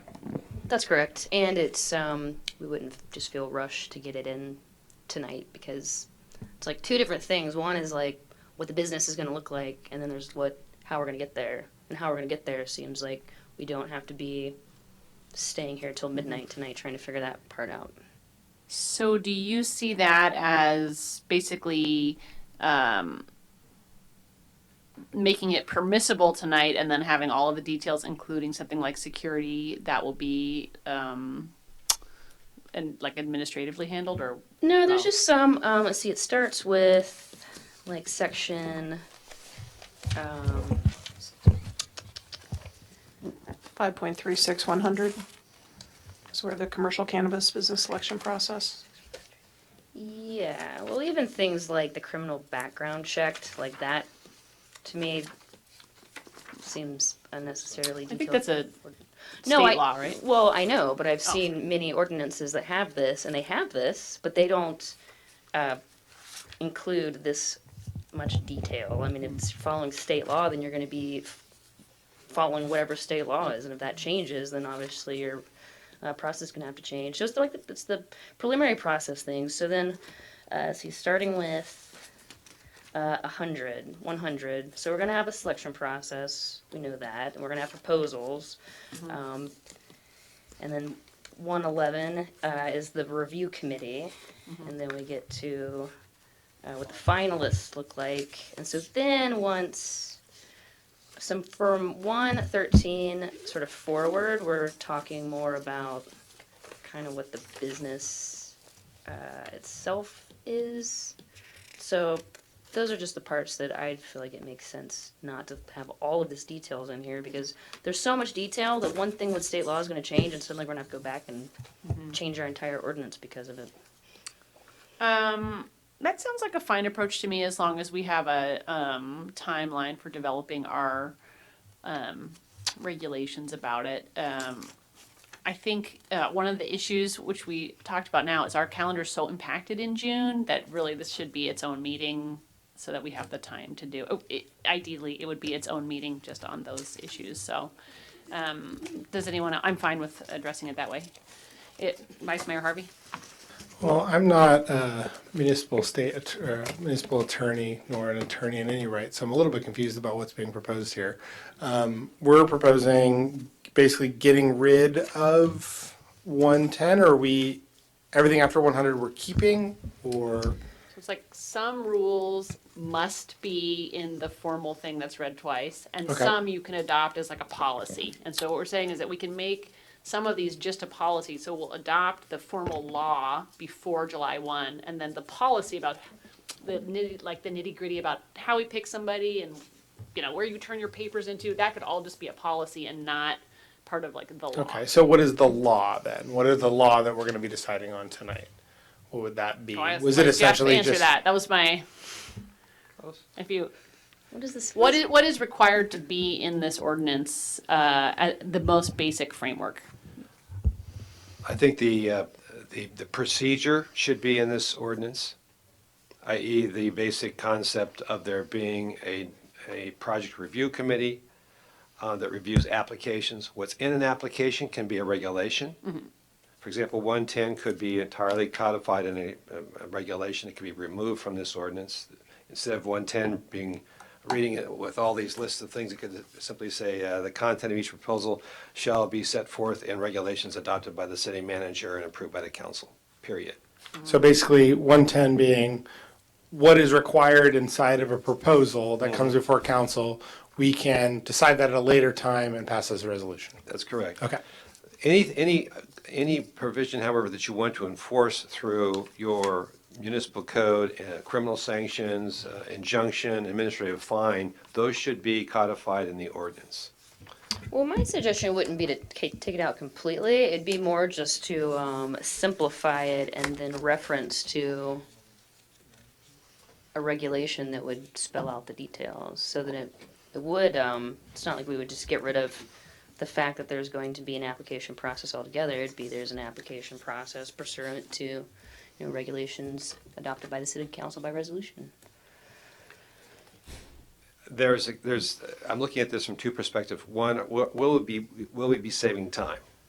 And I'm not sure we will, if we have to go back through the first 5 or 6 or 7 sections dealing with process and trying to turn those into regulations. My personal view is that there are some that can be easily turned into regulations. 110 is a classic example. What's the content of a proposal? And that's 3 pages that disappears from this ordinance, for example. Consideration of finalists. I think these sections should remain. It talks about the city council holding a hearing to listen to the presentation of the finalists. I think that would be something you'd want in the ordinance. And then the Section 113, it talks about the finalists who get to go on, get a conditional certificate. It doesn't give them vested rights. It just opens the door to the next process, which is a land use process. I think those things would be best left in the ordinance. The operational provisions, which go on and on and on and on, there's extensive operational provisions. Is that best left in an ordinance, or should that all be placed in regulations? I'm mixed about that, because some of the operational provisions you're going to find are important. And if they don't comply with them, you not only want your staff to be able to revoke or suspend the license issued, but there may be other remedies you think are warranted. And with those provisions in an ordinance, you have more flexibility. So I have mixed feelings about the operational requirements, of which there are many. The bulk of the ordinance is consumed in the operational requirements that pertain to each of the separate types of businesses. All right, so in terms of a process for moving forward, with all of that being said, Just another thought, and notwithstanding Councilmember Hundley, if you go to attachment 4, that will focuses on at least those components that we've provided changes to the ordinance. You could say that you like those, and then once you got through those 9, you can then add more to it.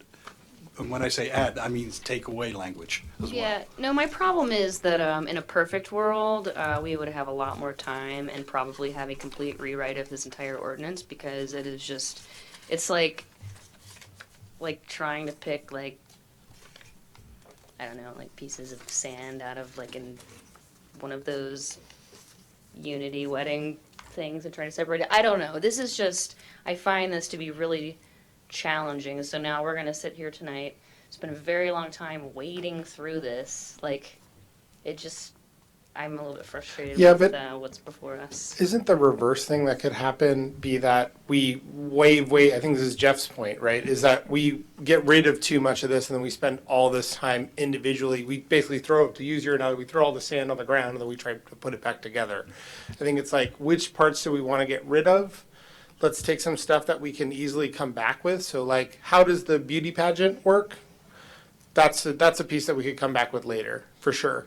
Some of this stuff we should definitely keep. I agree with the kind of comment that you made earlier that this is less like a menu and more like somebody showed up with a ton of stuff that they bought for us and we're having to be like individually returning each piece of clothing to the store. That's a better metaphor. Yeah. So it's like, that's kind of more what this is, a menu. I would get to pick and choose these. So it's like, that happens. Yeah.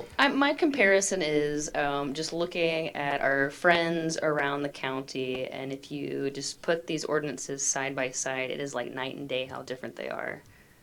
So that is that's sort of my starting place. I think the issue is if we have an ordinance which is not in conformity with the general way we would like to proceed, should we take one that isn't appropriate for us and doctor it up so we wind up with kind of like a not what we would have had.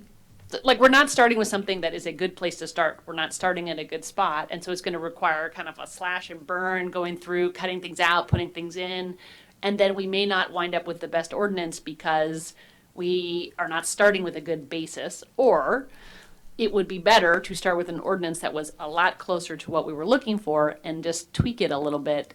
Those would be the two. It would be much better to start with a base ordinance that was closer to what we were hoping for than an ordinance that is really far off than what we're hoping for. And the problem with that is that aside from Councilmember Hundley, who works in this field and has taken the time to review all of this, we do not have the individual expertise to craft an ordinance. It is very difficult. We can do it, but without the frame of reference of reading every other ordinance in our county, and understanding them, it is very difficult to proceed because we don't need to invent novel ideas. We need to take the best ideas available and make sure that our ordinance contains those. I'm just saying we're in a hard spot because asking us to rewrite an ordinance on a subject which we are not fluent in is a difficult task if we don't start with an ordinance that's close to where we want it to be. Madam Mayor, could I ask that Mr. Cromartie could weigh in what he's hearing from us? I mean, what did you say? You represent about 125 cities, so. Well, we have them as clients. Yes, as clients. What do you hear us saying? That the general thrust of the ordinance you are certainly not comfortable with. You would prefer to see a different template. I'm clearly getting that there's definitely a sense that either the industry or the folks who are cannabis users are being demonized. That was certainly not the intent. The fact is, as I mentioned, this was written in an abundance of caution. What I would recommend is you don't take it upon yourselves to rewrite the ordinance because that's not your role. That's not what you should have to do.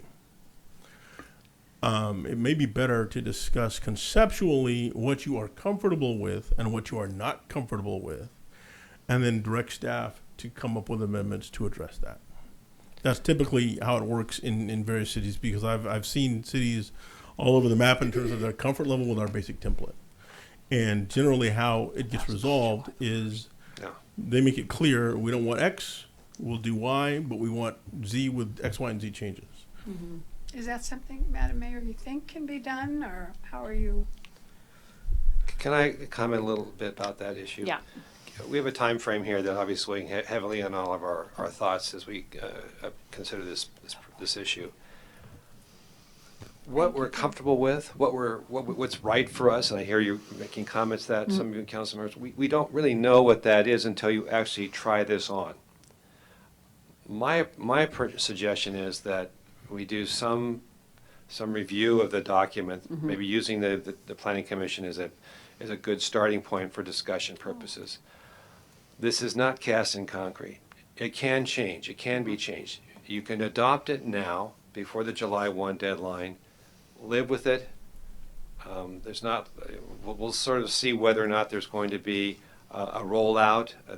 If we're going to be adopting some supplemental regulations, that will take some additional time after July 1, at which time you can get comfortable with this ordinance, reading it longer, spending more time with it. You'll get more familiar with it as we adopt regulations and bring them back to you.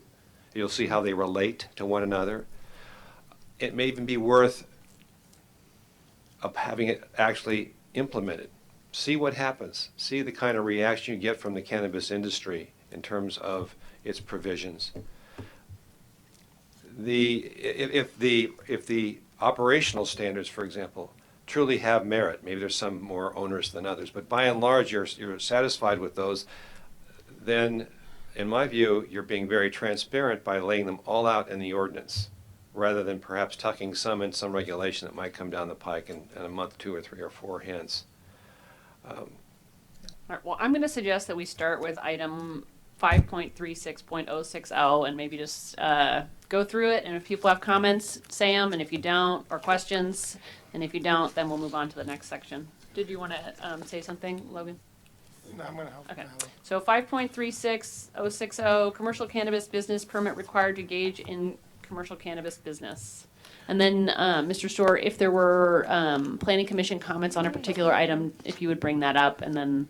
Yeah, and I also have the page numbers for you for each of the sections that you want to go to, so let me know, and I can tell you what those page numbers are. Okay, so I have a printed packet, and I know that that's different than the online packet, so I'm looking at, what page do you have that as? Okay, yeah. I'm sorry. So .060 is page 4 of the actual ordinance. All right, so page 4 of the ordinance. Okay. So I guess we'll just say, if you have a comment, I'm not going to, assuming we don't all have comments at the same time, just go ahead and make your comment. I won't call on you. Anybody have a comment on this section? No. I'm assuming the definitions, et cetera, are fine. Okay. .70, evidence of a criminal background check. I just think it should be condensed. It's too long. And how would you do that?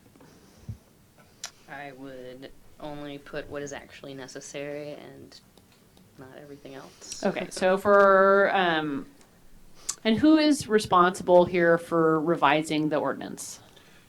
I guess the question would be, are you going to try to accomplish a first reading tonight? I don't think so, no. Because we can actually make those changes here tonight and then report back on the 17th with those. Yeah, changes. that's what I was anticipating, yeah. So, the changes? There are a series of code sections in state law that pertain to the state criminal background check.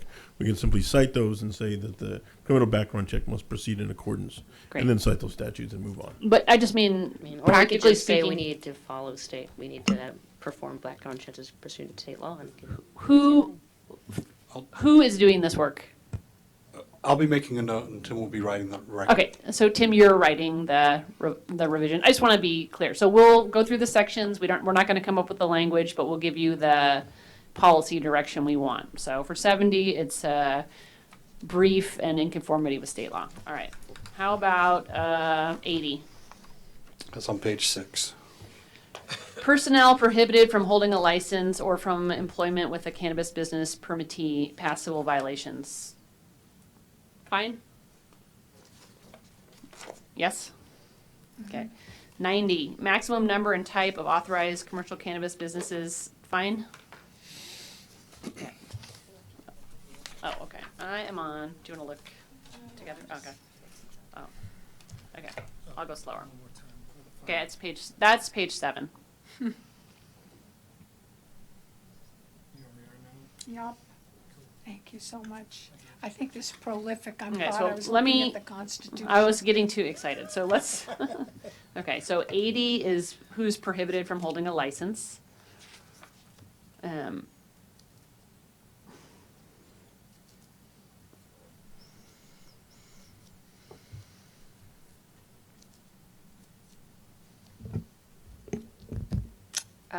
It just strikes me as more heavy-handed than it has to be, but I can't tell you specifically what I would change. But, I'm sorry, but number one, what is it? The person has been denied a commercial cannabis license or permit or has had a license, such a license or permit suspended or revoked by any city, county. I have a question on that, actually, now that Madeline brought that up. We're going to have a variety of people apply for a cannabis use permit in a beauty pageant fashion. We're going to deny the vast majority of those applicants. Would somebody in that situation be counted as somebody denied a commercial cannabis license or permit?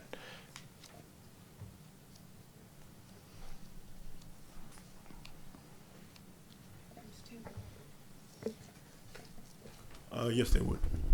Okay. No. I don't like that because it seems like there's a lot of cities doing this and there's going to be qualified people that aren't in it just because they weren't the best. I mean, you can still be a very handsome man and still lose a beauty contest, so. Okay. I mean, I just think I would like to see, I don't know. I don't know if there was like a rational basis for all of these. It just strikes me as perhaps over-inclusive and heavy-handed. I mean, the other item here for me, number 4, at any time within the previous 5 years, the person was conducting commercial cannabis activity in the city of Sonoma in violation of local and or state law. I mean, well, there's, plenty of people that have been conducting these businesses because they were not legal. But past 5 years, they were legal, No, right? they weren't. Marijuana became legal about 2.5 years ago, True. recreational. So, Well, as you point out, the laws changed very recently. I think that what that question is really getting at is whether they've operated a business here in Sonoma in violation of local ordinances. That's the real thrust of that particular one. but it doesn't say that. Well, then we can reword it. But I think It doesn't. It says or state law. we can certainly revise it. But that's the real intent of that particular question. But there were no local ordinances that permitted it, and people were buying marijuana for various purposes. Yeah, but Prop 219 passed in 2005, right? And so you had an ability to be right with state law and sell cannabis. And it wasn't relatively onerous to get a medical license. So the question, I think the kind of point here is, are these people There going were to many follow? people who purchased marijuana in Sonoma when it was not legal here. But that's not what this question No, says. to purchase inside the city. So anybody that inside the city. Can I interject? No, Can I that's not what that interject? says. One sec. Can I interject with a suggestion? Wait, let's just finish our discussion first. 1 sec. Go ahead. That's not what this says, though. This says the person was conducting commercial cannabis activity. That sounds like a retailer. So anybody who purchased Anyone marijuana who legally? was selling cannabis to Anyone. anybody. Their friends, their mom, anybody. A delivery service from a medicinal dispensary in Santa Rosa. Anybody who sold marijuana in the city of Sonoma prior to legalization about 2.5 years ago would be disqualified. It would have been against the law then, right? So that. Right. Okay, so I don't know why I would reward someone for doing that. Because many, The state law didn't say all of these vendors, and the state law, I think, actually suggested that people voted to approve this, and now it was up to the local cities to find out what kind of program they were going to have, or dispensary, or manufacturing, any of those things. So it's okay to be unlawful, I guess. I guess the idea is as you move out of prohibition, and you had a prohibition like alcohol, or in this case marijuana, that you want to bring people who previously were operating outside of the law back into the law, because now there's a new understanding about whether it should be prohibited or not. And so at that time it was illegal, but there may be people who have a lot of knowledge about selling cannabis that could be helpful, and now it is legal. And so instead of excluding them, and you may want to include them. It's similar to, it's just any kind of prohibition that now there was prohibition and now there isn't. So are we excluding everybody that participated in the prohibition economy? I just don't like rewarding people for bad, Tim, go ahead. behavior. This, again, this is a template. It's not, it may need to be tailored to individual communities. Many of these provisions have been tailored to various of our clients' needs, priorities, and preferences. One thing to remember is that many cities enacted some sort of local cannabis regulations prior to Prop 64 taking effect. City of Oakland, for example, had a regulatory structure for many years. City of Los Angeles has struggled with it for a number of years also. So in some cases, there was a local regulatory structure that an applicant could have been in violation of. That's not the case here, and for that reason, it may be best to think about striking that particular provision from the ordinance, for the sake of simplicity. Okay, that's fine with me. Mayor Harrington? Yeah. I'm gonna switch places so Mr. Cromartie can sit right here and not pop back and forth, and I think that will be a little more efficient tonight. Okay, so I think, not to belabor it, but this highlights the difficulty of this, because if we have to go line by line through 50 pages and some fit and some don't, it's onerous. Okay, so with regard to changes to 80, I'm looking at page 7. So for item 1, we want to get rid of denied a commercial cannabis license so that people who simply were not selected in another city are not denied here on that basis. Some language around that. And then on item 4, I don't support including that. I don't know how other people feel. What is defined as commercial cannabis activity? Is that operating a shop, or is that just? It's operating any kind of retail establishment. It could be a manufacturing operation. It's not limited to retail, but typically people think of retail when they see that. So does this include, like, because there's another piece in this ordinance that says, it says criminal background checks completed by the city will at minimum, I guess we're changing this, but maybe we're getting less onerous than this. It says not including cannabis related offenses for which the conviction occurred after the passage of the Compassionate Use Act of 1996. So that, to me, just my reading of it, would preclude the exclusion of somebody who, say, grew 5 plants in their garage and sold some of that cannabis to their mother. Commercial cannabis activity is defined on page 2 definitions, and it is possession, manufacture, distribution, processing, storing, laboratory testing, packaging, labeling, transportation, delivery, or sale of cannabis and cannabis products as provided for in this chapter. That's what it is. It's all of those things. It is any of the activities for which you can now get a state license, yes. Okay, so selling individually would be covered. So yes, it would. And Okay. that definition is on page 2. Okay. So Yeah, strike that. So that's previously or now? I mean, Within the last 5 years, if you before have, the law passed? yeah. So that would be to delete paragraph 4. And just to be clear, it's still illegal to sell cannabis to another individual as yourself. You can give it to them, but you can't sell it. Okay. So the proposal is to delete 4. I support that. Councilmember Hundley supports it. Vice Mayor Harvey supports it. Does anyone else want to weigh in on item 4? Okay. No? All right. Is there anything else in item 80 that folks want to address? No. No, but I do think that it would be worth whoever's doing the rewrite working on this, looking at what our neighbors are doing for this list in particularly. I would like to see that as well. Okay, item 90, maximum number and type of authorized commercial cannabis businesses permitted. Fine?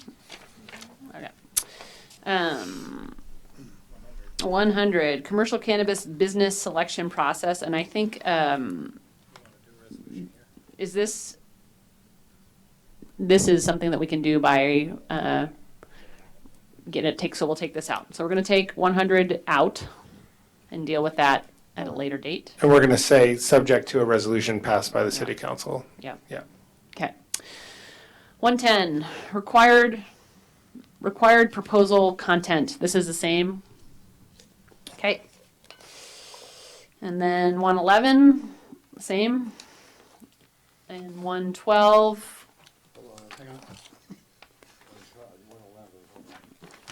Do you want to look at 111 more? No, we just want to. Oh, mark it? We're just writing down really quick Okay. while you're skipping through. I mean, these it's still going to allude to a committee, a review committee. Yeah. It just doesn't have to talk about the 80% and. Yeah, we're going to figure all that out. Okay. So now I'm on page 12 and I'm looking at item 112. And I'm just using the last numbers of the number. So it's 5.36.112. But anyway, 112 for short. And that will, I just want people to be able to follow if they are.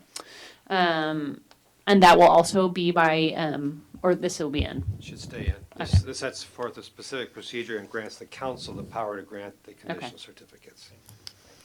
That should not be subjected to resolution. Okay. That's fine. Are there any objections to 112? It'd be great if you guys would answer verbally. Thanks. No. Like, okay. No, it's like taking your deposition. Don't nod. Okay. 113. Well, that's what you got to tell people in their deposition. Say the words. Is it time? Okay. We'll do the 117 inning stretch. Okay. 113. Commercial cannabis businesses awarded conditional certificates may apply for land use permits and building permits. That's fine.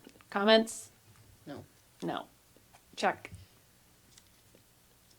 So if you guys would just say yes or no, then. Stays in. Needs to stay No, I in. know. I'm not you guys. I meant. I'm good, yeah.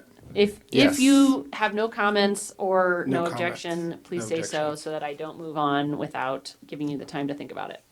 113, okay. Thank you. Okay. 120. Commercial cannabis business permit required. So this one, when it gets to subsection C, then it starts getting into sort of very specific procedural things, which I know that they need to be in here. It's just. What was your, in reading other ordinances, was this part of them or no? No, they didn't go into nearly this much detail, which I'm not even saying I disagree with this. It's just a lot of all the things to sort of process and imagine exactly what it's going to look like and all the steps. I mean, I'd be fine leaving it in. Just don't think it's getting its due consideration. What does that mean? Well, that we're not really thinking about, we have a lot to go through and sort of looking at how it all is going to fit together and then what the city manager is going to do and what the guidelines are going to be as she's doing this thing and she's supposed to inspect it. What does that mean? I'm fine leaving it in until we can figure it out. I think it's appropriate that the process is laid out and that we have specific things. I think Kathy's going to be very busy.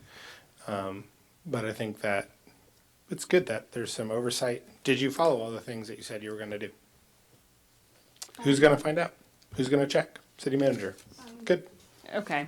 So 120, yes. Okay. Yes. And we are on page 15 now, and I'm looking at 130, city business license. Yes. No issues. No. No shoes? No issues. Okay. Thank I have you. boots on. 140, building permits and inspection. Yes, fine. Yes. Yep. Okay. 150, certification from the planning director. It's fine. Fine. Okay. Yes, fine. Great. Right to occupy and to use property.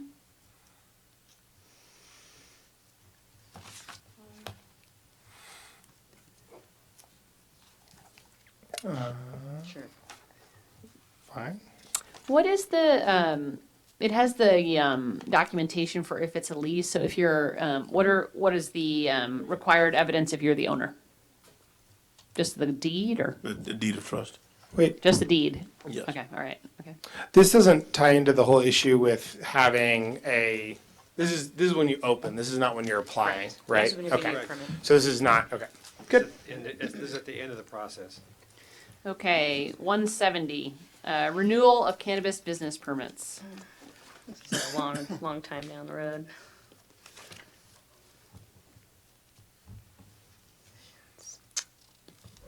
I mean, I guess there's an appeal process if the city manager decides she's gonna yank their permit. Yeah, this could probably be in the regulation. I vote for that.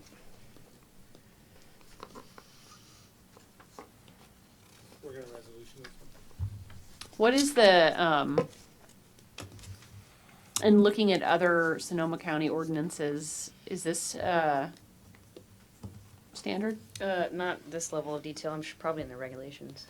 Okay. Is there any problem with this level of detail? I mean, honestly, like, you have to file within 60 days, you have to contain all the information required for new things, you have to say what you're gonna do, you resubmit your permit, you pay a fee, it'll be denied if it's late, if we're doing time between the date of submittal, if there's like another issue. I guess I just wonder, compared to other ordinances and other businesses, having to submit what will be a fairly detailed application every year seems like a lot, so I'm just wondering if that's standard or not. I agree with you there. I would like to see us have some service. Should I jump in? You want to go? Okay. No, they do have, and that's the unique thing about these kinds of licenses and permits is that they have such a short duration. I think that some places have like 2 years, maybe once you start liking them. But Yeah. I do think that this is an important step, and I don't think it's something that we have to figure out tonight. So if you guys would be up for it, I think that we could bump this to our regulations and have more time to think about it. Yeah, I would like to see it that after some period of time, it could at least go to every 2 years, so it's not every year, because it's really not even a year, because you have to turn in your documents 2 months, so it's every 10 months you have to turn in a new complete application. But I'm a little concerned if we put too many things to resolution that we're going to have all this stuff that's waiting out, and nobody's going to, I mean, are people going to start applying before they know what the rest of these rules are? Like, I think that. We can't have an application process without all these rules in place. Right. So, I mean, the amount of time it's going to take to go through each one when this is relatively good. Now, I totally agree with both of you that Is it relatively good though? What are you comparing that to? It well, just like makes sense. This looking at doesn't. It makes okay. We can look at it more. I agree with you both that we should have a kind of a trust basis where you maybe the first time it's a year and the second time it's 2 years and the next time it's 3 years and then it rolls off at 3 years where you're applying for use permits after every 3. But other than that, I mean, I don't see much in here that I find particularly onerous. The only thing, well, if I were to do it, I would say that for the first 3 years, it could be once a year, and thereafter it would be every 2 years. Yeah, something like that. That's fine. I just find when you get into things that something that's not going to happen for a long time from now, but you're talking about like exactly how many days it's going to be, and then 4 months here, and like these are just the details that you can tighten up in regulations, and you can change it based on your needs. It's not uncommon to have, when it comes to super detailed things that the people who it affects needs to know, like there's going to be, when they're turning the applications, like there's going to be tons of things. Even if we put everything in here, we probably still have to have more regulations because it's just very detailed. But we have, ahead of us, we're almost getting through the procedural stuff, and then we're going to get stuck on operations for a long time. So that's why I just think it's, instead of just haphazardly being like, oh, I guess that looks okay, 60 days, that looks fine. I don't agree that it's haphazard. I mean, we have a consultant here that has a broad spectrum of experience in this field writing this ordinance. So I think it's like, we don't know where this came from, and we're just deciding. Like, we know where it came from, and I don't think it's... No, we know that this is written to be a very arduous ordinance. So I would like to be able to look at things that perhaps aren't as arduous, because just looking at all of this, and the guns, and the bathroom locks, and all of that, like... But that's not this part of the ordinance. How do you know? How do you know the other ones are? Have you compared them? That's just it. We don't have information. Well, I'll tell you that my proposal was based on representing professional fiduciaries, and after they turn in their accountings for a certain period of time, first it's every year, and then it's every 2 years. And so that is the standard from which I derived the idea of moving to every 2 years, which is not this, but that's where it came from. I think we should decide what we're going to do and move on. I'm fine with hearing back about this matter, looking at keeping it in, but I would like to know about options for extending the period after some successful reviews to every 2 years. That is my proposal, and feel free to. Madam Mayor, do you think every year for the 3 years, or what do you think? I mean, I don't know what other ordinances say, that is So true, you have but I no- think we have no way to compare, but. we don't. But just for, what sounds appropriate to me is that for 3 years, every 10 months, you would have to turn in a complete brand-new application, and thereafter, every 2 years, that you would do the exact same thing. Well, if something bad's gonna happen, it doesn't matter. That's right. And if something bad happens, then it can be shut down in the meantime anyway. So that sounds reasonable to me. Take it or leave it. That's my idea. Some cities have That's fine. opted to. I accept that as well. Some cities have opted to have a renewal every 2 years, in part to cut down on staff time that's devoted to processing renewals. Right. So maybe you can come back with something on that. Okay. So with that, if everyone's okay, I will move to 180. Okay. Thank you, Madeline. Okay. Page 17, 180, revocation of permits. That's fine. Fine. I'm good.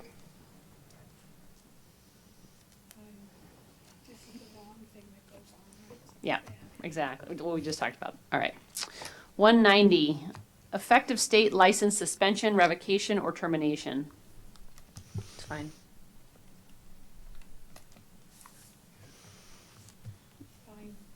That's fine.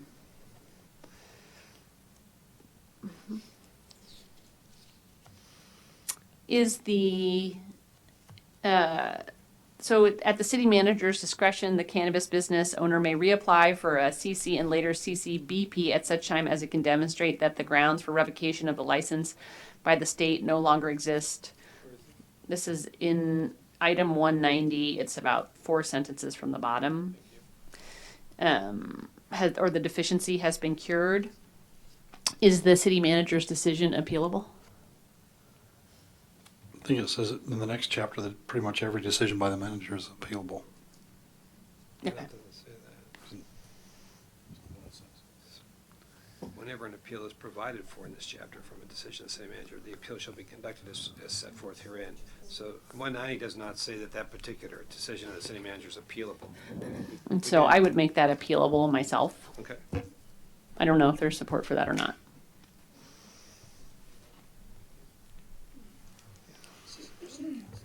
Wouldn't it have to be appealable to somebody? Yeah.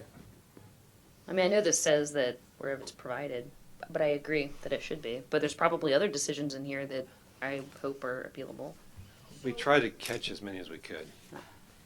So here We'll at the look city- for that again. Okay. Here at the city manager's discretion, is that after the city manager advises us?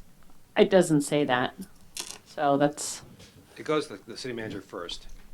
and then the question is what happens after? So we'll make it appealable to the Okay. council. That's okay? Yeah, okay. Item 200, appeals. We'll take That's appeals fine. for 200. Okay.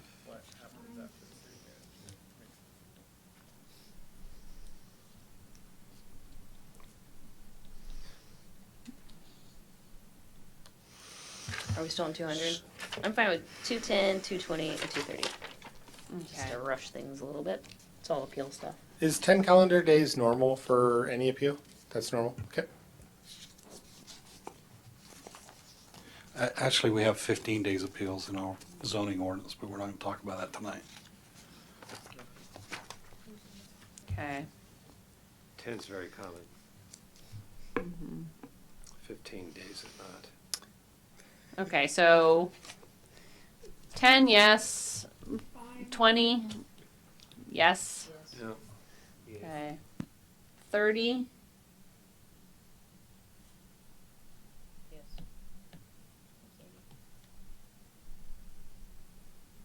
So how does that work?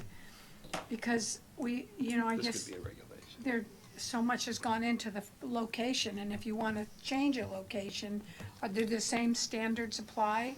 I guess this goes into the question of if we don't know if we would or not, but if we include the location as part of the application, if part of the selection process is where it's located and then they want to change their location, anyway, I think that's. That could go to a regulation, I think, in your resolution. Well, that's if the location's a part of the initial selection, but I don't think it should be. So this would be just regular land use stuff. Traffic. Yeah, this pertains to a business that already has a permit and is operating, and then wants to change the location of that. Right, no, I'm just saying, business. if it's relevant to selection where the location is, then you wouldn't want them changing it. Yeah, I agree. Yeah, this pertains to after the process has been undertaken, because it begins Right. by saying, anytime an owner wishes to change the dispensing at center location specified in the CCVP. No, I get it. I'm just saying, like, if you pick it because it's somewhere far away and then they move it to somewhere different that you wouldn't have picked. Anyway, Yeah. it's fine with me as it is, but. Yeah, but doesn't that require council approval, or I guess it's city manager approval that somebody else could appeal to council and we could deny it based simply on that? Well, that's it. So, assuming that it's within not in a buffer zone and in the area where a dispensary is allowed, or one of these businesses is allowed to be owned, operated, under what conditions could you deny a use permit, Jeff? Would you ask the question again? So let's say if you have the license, you've won the beauty contest, and you want to move your business to somewhere where it is legally permitted, under what conditions are we allowed to deny getting a new use permit, I guess? It's a clean slate. You're starting the process all over again. You have no vested rights to be in the new location. But is it discretionary to permit a use permit if it's allowable under the law in that location? Yes, you have the right to deny a use permit. For any reason? There must be substantial evidence of record to support your findings, and the findings are set forth in this particular, in the zoning code that allow you to do that. Compatibility with the neighborhood, et cetera, et cetera. Mm-hmm. So those same standards apply as if they're getting the first location? Is that what they're? Okay, I'm just saying if it's legally permitted let's say there's 10 places you can have it, and somebody wants to move it to a place that's sort of undesirable from a council perspective, but it is legally permitted there and they have the license. Is there a basis for denying the use permit by discretion, or does there have to be a legal reason why it is not acceptable there? All right, let's make sure we understand the facts of this hypothetical. This person has already been granted a CCBP, and they're located and given a use permit already, granted a use permit in location X. They now want to move to location Y, which is still in either a commercial or mixed-use zone. It still requires a use permit. Yes. And they have to go through the whole process all over again. Yep. That's what this section says. Right. They actually have to go back and get a conditional certificate from the council. Okay. And once they get a conditional certificate from the council, which is another layer of discretion the council can exercise, if the council gives them that certificate, they then get to apply for a use permit. They go through the whole use permit process, planning commission, and the planning commission gets to review its discretion, exercise its discretion, applying the zoning code standards found in our development code. Why don't we just say they can't I move? think Councilmember Hundley. Yeah, so so this was written, this whole thing has the location as being a part of the initial selection process, but I support the view that Mr. Pearson shared, that having it in the selection process is going to severely limit the kinds of companies that we're going to get applying. So it's more, what I think should happen, it's more of like you make it through the selection process, you're our favorite, and then you have some period of time to find your space and come back to us, and then go to David and do all the land use stuff. And so it doesn't make sense to me that someone who wanted to move their business would have to go through the selection process again, because basically they're just going back to the same place that they were. Like, they have it, they just need to go through land use. So I don't think they should go through the whole selection process But I again. think there have to be parameters on where this person can move. Well, it'd be just regular land use regulations, and we'll just have to make That's sure they're the- tight enough so that it won't be somewhere we don't want it to be. Yeah, I mean, that's what the With the buffer decisions. zones Yeah. and parking requirements and all that kind of stuff. Yeah, it's the decisions we're going to make when we do land use policy. So should 230 be changed to reflect the fact, yeah, so 230 should be changed to reflect the fact that we won't be doing a new beauty contest upon someone wishing to move their business, but they will be required, like any business, to get a use permit and be in conformity with all the other rules. Yep. Cool. Okay. Sweet. Okay. Good input. Section 240, item 8, page 18. Transfer of commercial cannabis business permit.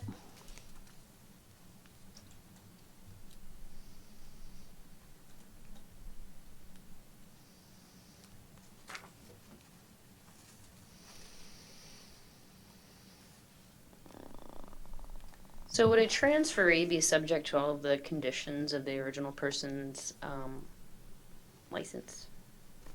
Similar to what we just discussed. So this would be someone stepping into the shoes of someone in their place.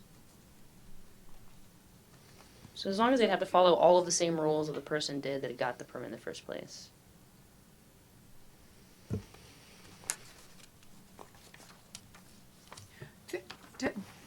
Would that leave, oh, I'm sorry. Why that is the intent of the provision. That's why there's a reference to all the provisions of this chapter.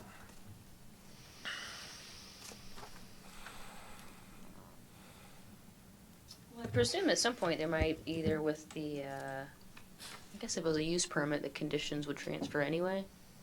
No, it wouldn't. They may be different. So I would want them to. I think everything that applies to one business, if anybody wants it, they have to take up everything. Because like a condition of approval might be something that was really important. And if someone can just swoop in and not have to follow the conditions of approval. Right?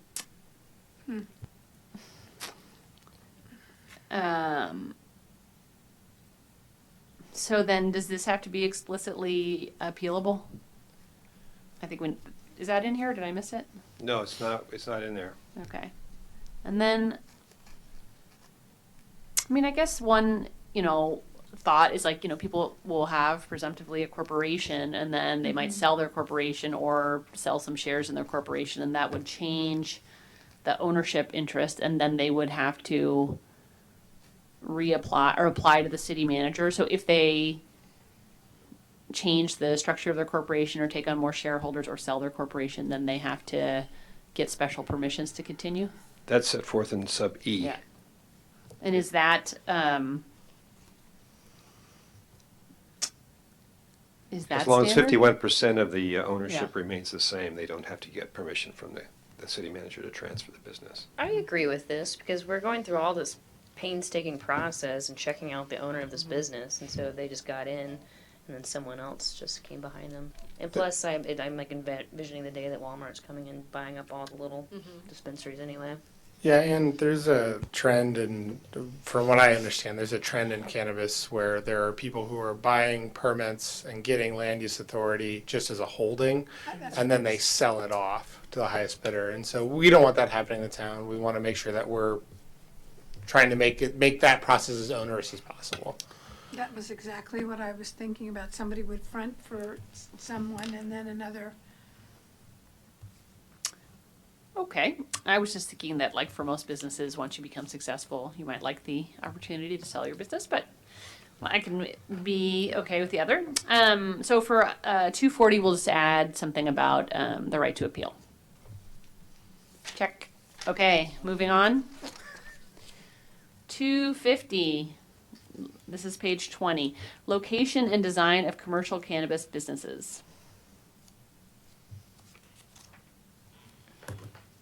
I would fine. yeah. Seems kind of redundant of what's going to be, and well, it's talking about. It's fine. Yep. That's fine. 260. Limitation on city's liability. Well, here I think we had one of the planning commission's suggestions on this section, right? Mr. Storer. Liability. I don't believe it was a liability, it was No, that's the indemnification. indemnity, right? It was indemnification, yeah. Not there yet. That's right here.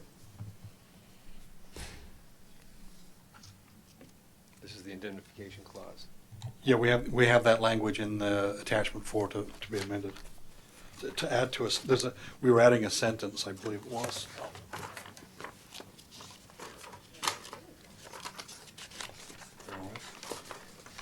Okay.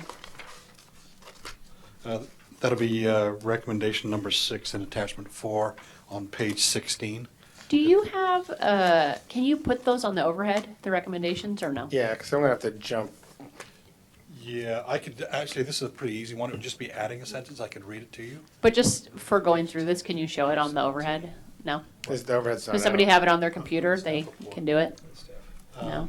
If you'll give me, if we can take about a 5-minute break, I can get the ordinance on the screen. I think that'd be helpful just for the rest of it.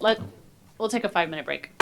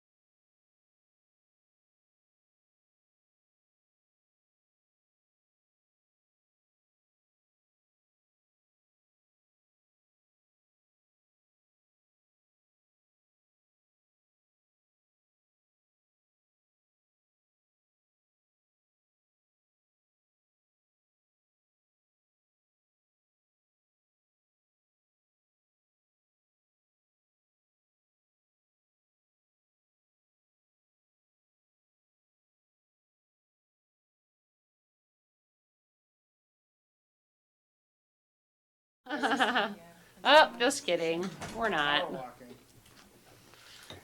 This meeting is reconvened. I didn't want to get you guys like too hopped up, but this thing, it's really interesting starting at section 270.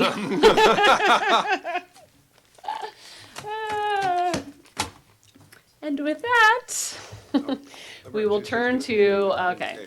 What was the last item we covered? 250? Did we get to 250? Yeah, I think we're on to 260. Okay, 260. Oh yeah, limitations on liability. Okay. No, it just made the whole PowerPoint system, Oh, we just crashed projector system just crashed. Okay, so we're gonna go with the good old fashioned read it out loud and look at your own papers. Okay. So this would be adding, in attachment number 4, bullet number 6, page number 16, would be adding the following sentence to the existing subparagraph A that begins execute an agreement. The new sentence added to that paragraph will say, the indemnity obligation arising under this paragraph does not include any claims arising out of gross negligent or willful misconduct by the city, its officers, officials, employees, representatives, or agents. So that was what the planning commission didn't want to do, was have the city mess up, the city or its agents mess up, and that have be the liability beyond the cannabis business. So they wanted that exemption added in there. Is that necessary, Jeff Walter? I mean, isn't that like, you can't exempt yourself from your own negligence, can you? Or you can? In certain instances, you can. You can shift your own negligence to a third party. I don't have a problem with this. I think it's fair and reasonable. Okay. Great. I say let's add it. Yes for me. It's fine. Yay. Okay. Oh, Madeline? Okay. So in terms of, just to keep track of this, I am keeping pretty skimpy notes here, and are we certain to, somebody's taking great, wonderful notes? Yes, okay. I can also actually later on just recap the ones, not necessarily go through each item that we've done, but I can tell you the sections that we've changed, and that will either be adding Okay. language or deleting it for a later resolution. Okay, great. Item 270, records and record keeping, page 21.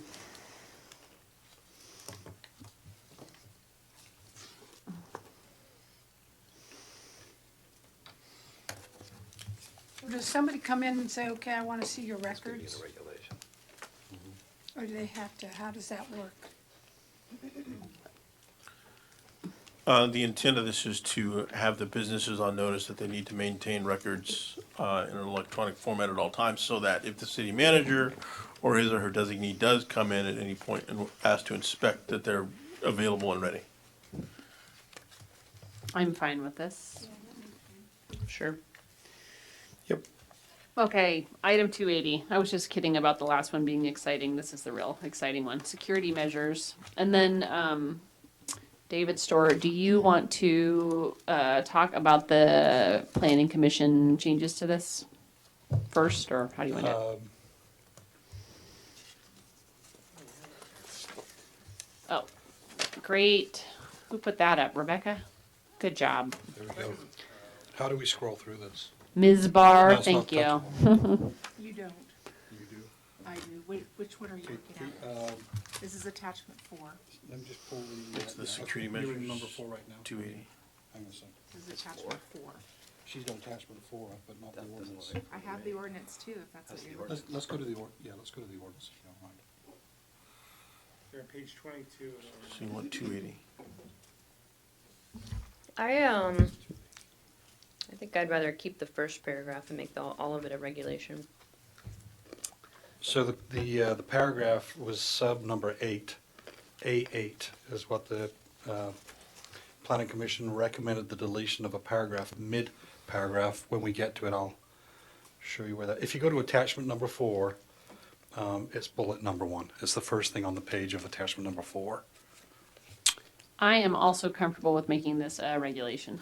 I think that's the appropriate action as well. I have a variety of disagreements with this. And, I think And that's that we with should the just- amendment of the planning commission to delete the live video feed, correct? well, No, we're broad just spectrum. keeping A only, and then all of the detailed information about what A might mean will be a separate just regulation. One of the things that I saw frequently was just that the security plan had to be approved by the chief of police, and it didn't really go into details besides like sometimes like an alarm, 24-hour alarm, live response sort of thing. But it's yeah. Can I ask Tim, so what do other cities do? They have a level of their government, like the police or something goes in and does this? Well, many cities have some involvement on the part of the police department. They usually will have the chief of police sign off on either the entire security plan or specific aspects of it, such as the security system, the alarm system, the video system, and the if they have a system of remote door sensors or sensors on the windows. If they're a particular contractor that they're using, the police department is often involved in discussions in terms of whether they're comfortable with the quality and integrity of the system that's being used. So, Madam Chair, notwithstanding the fact that it goes to a regulation through resolution, would you like to add the deletion of the sentence that requires live video feeds in the regulations? Well, all of that would be deleted. I mean, Well, no, it's coming out of the ordinance, but even in the oh, regulations. you mean later? Yeah, when we put it in the regulations, not in the ordinance. I see. There it goes. Yes, in the next iteration of this, the direct access to live video, I would also like to be deleted. And So wait, so you guys are gonna write the regulations and bring it back to us?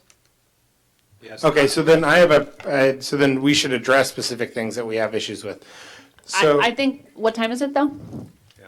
I mean, the idea of doing it as a separate regulation is not to write it and then not include it. It's to do it at a separate meeting where we can consider all those things. So I actually prefer to not be here until 1 a.m. because we're actually doing all of that.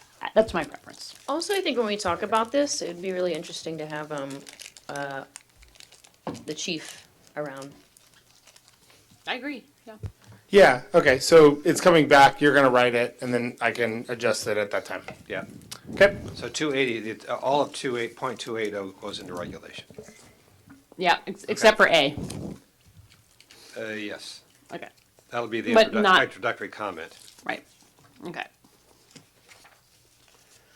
And these are all going to also say something to the effect that, for example, here it says, a permitted commercial cannabis shall implement sufficient security measures, yada, yada, yada, yada. The specifics of said measures shall be specified in a regulation promulgated by the city manager and approved by the city council. Perfect.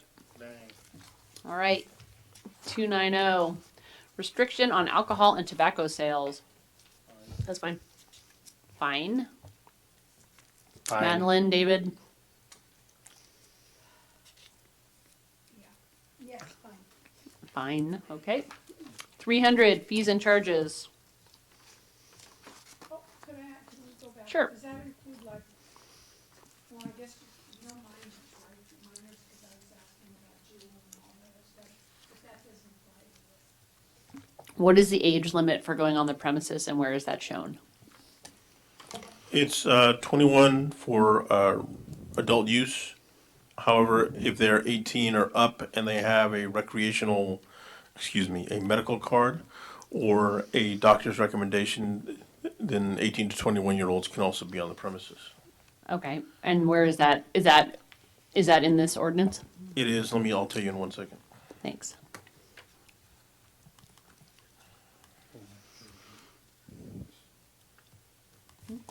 We've got it in 2 places. I'm trying to find I think one. it's early on.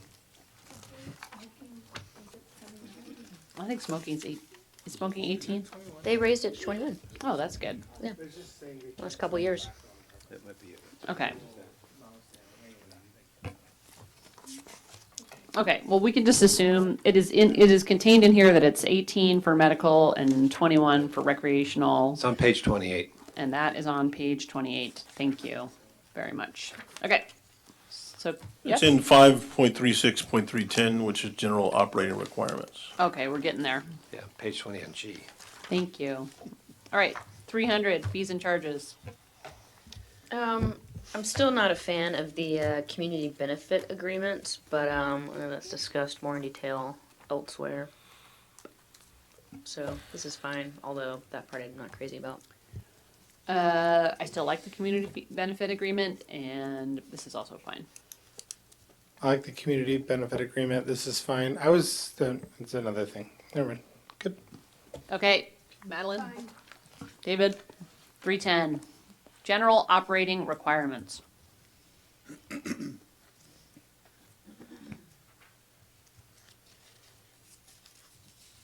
So one provision that was not in here that was important to me was that the cannabis facility provide outgoing material to anybody that would patron it that reaffirm state law or inform them of state law, which is that they cannot smoke this in public, just kind of general state law. I think it's really important in Sonoma just because we have a lot of visitors who are going to be going by here. Is a pamphlet of some kind? Yeah, just pamphlet or a sheet of paper or something like that. That's just, stapled to the bag or handed to the customer just to inform them of what the state laws are. And specifically, maybe it specifically has to outline you're not allowed to smoke this in the plaza of Sonoma, things like that. We can't do enforcement well, so I just think having that reiterated is the first level of enforcement.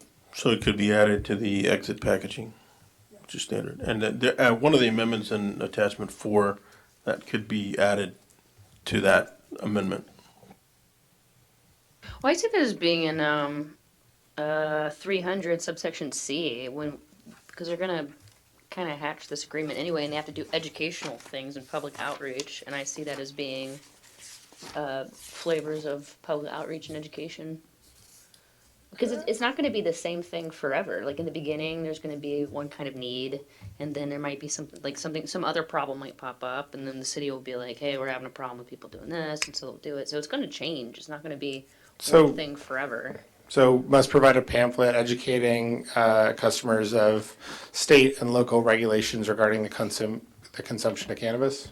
I think something like that would be better in a regulation because I think it's going to change as the community adapts to it. And I think that they might need something else educational in lieu of that. And if it's cemented in here, then they always have to do it. I don't care how it gets in. I just think it's important that some sort of pamphlet gets put to them. I think it's good that it changes with state law. I don't see us ever lifting smoking.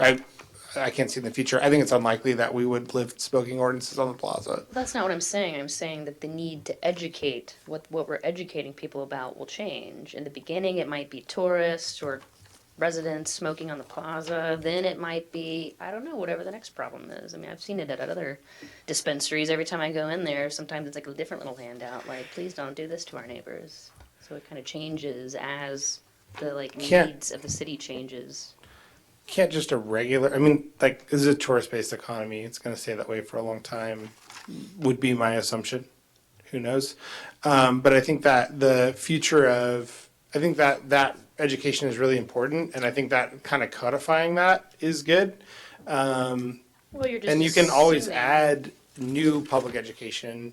They can always add new things as they come around. I mean, I think there should absolutely be a sort of an outlet for that, but it's going to change. I mean, you're kind of guessing that that's going to be an effective thing to do, but we don't know.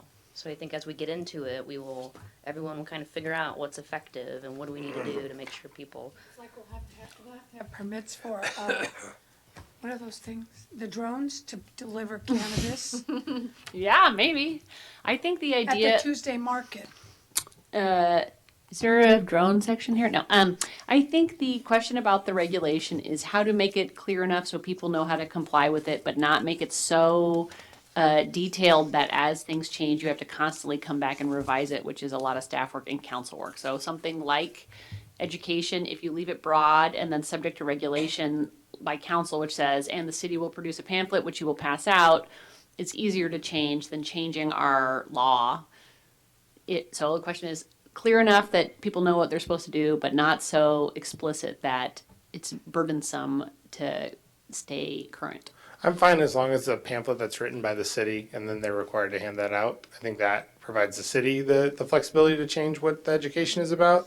I'm just worried that, I don't know, working in the wine industry, I met a lot of people that came over from Florida and they were getting their medical license in 45 minutes and going to a dispensary and picking up cannabis. And you're allowed to drink alcohol in the plaza, and I'm worried that people are going to assume that you can smoke marijuana there as well. And I just think that having some amount of education about that is good, that front First, we have to loaded get spot. the dogs off the plaza. Right, well, that's the point, That's though. the point. I think that's the point David So- always says. I think that we can say city manager is going to come up with some regulations, and we'd like to include that we will participate in the education. How's that? Yes. Okay. I have some questions just about the legality of the signage. Isn't it somebody's right to put up signs that they want? Isn't it discriminatory? Do we have the right to limit what signs people can put up? Jeff? We do. You can say, you can't Yes. put up a sign that says certain words. Seems like you can't. If you're controlling the signs based upon content, it can be a problem. Yeah. And isn't that content saying what words you can use? Interesting question. Maybe it is. I'm trying to.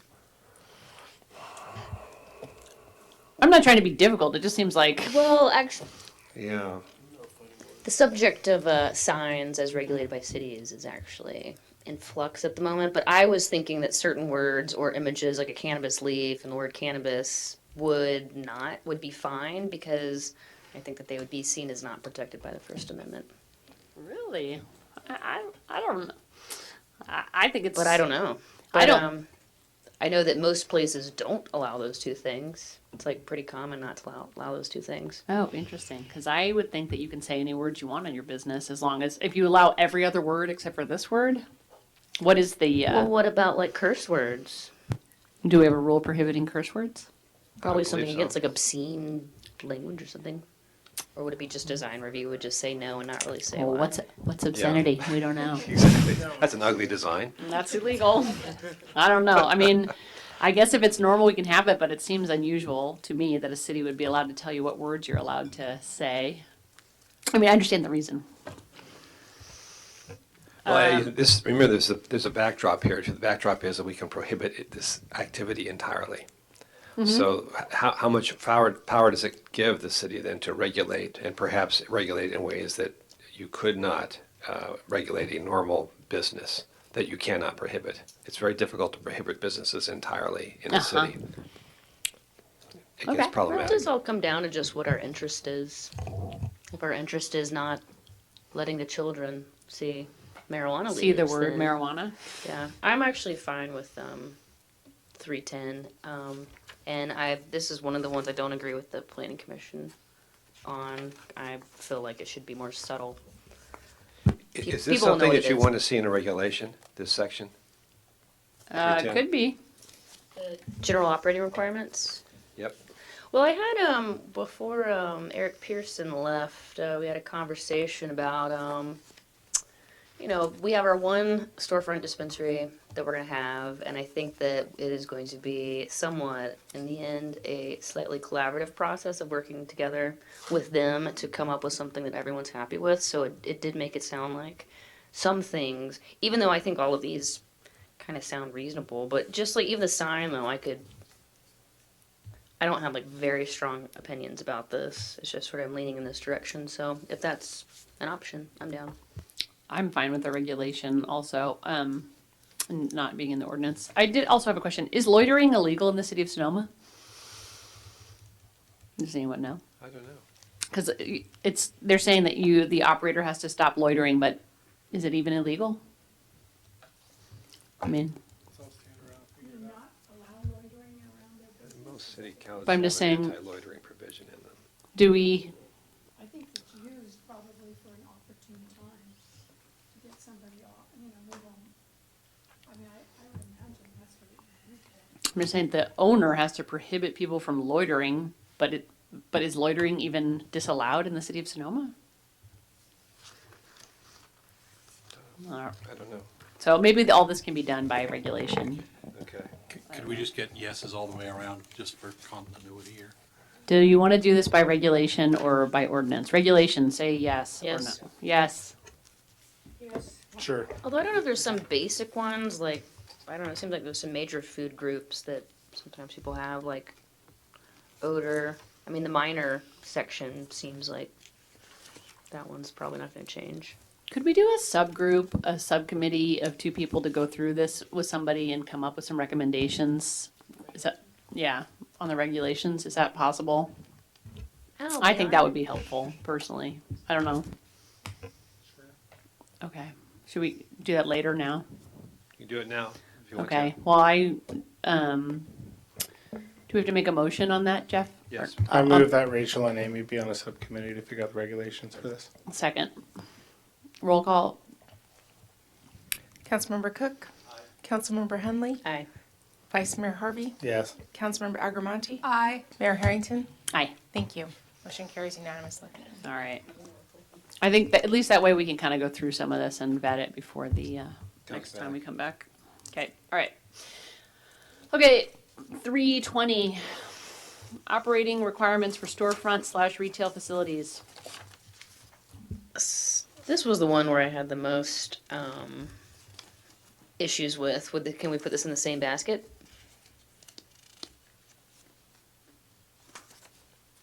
Specifically, the ones that I don't like are B, D, E, F, G, and H6.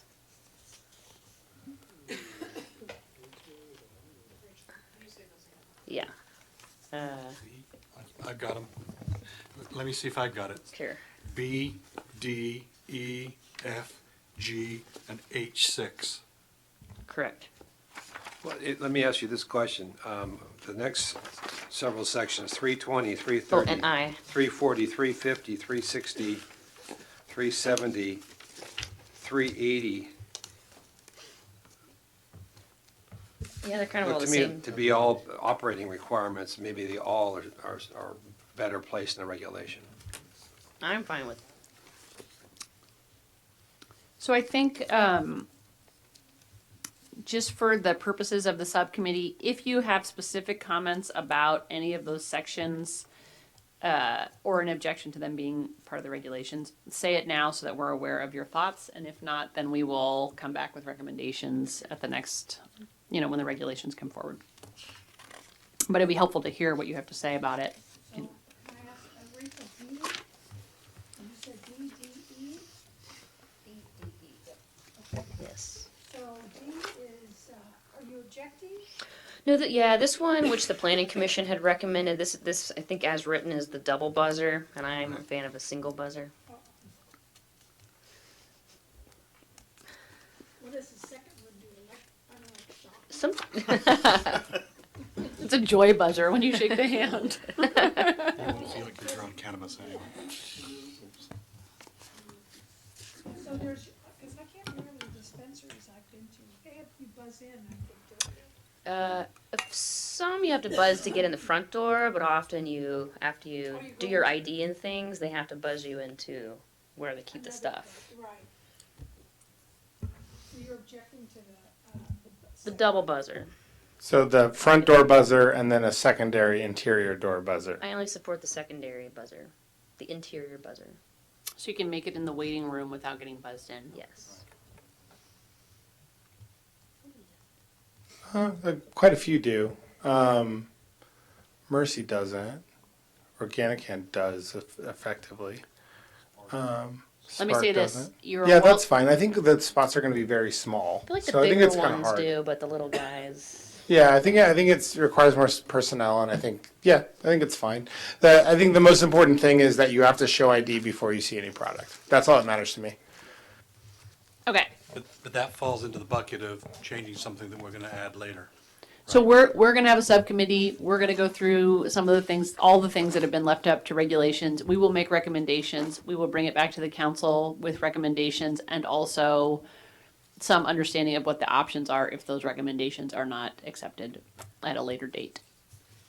That's the idea. So Jeff, you're saying we can go through, skip up to 390? I think 380 should remain in the Oh. ordinance, because, so for 370. Okay, so, Oh, yeah. so I'm fine with that one. I'm fine with moving up to 380. 380. Yeah. Is there any objection to that? What are we doing? We're skipping up all the items between the last one and 380 will be part of regulations, and we're not going to talk about them right now. Fine. Thank you. Yay. 380, operating requirements for out-of-city delivery services. This is fine. No. This is for out-of-city business delivering within. It's fine. That's fine. No objections to 380? Fine. Okay. Okay. 390, cannabis deliveries? I'm fine with that.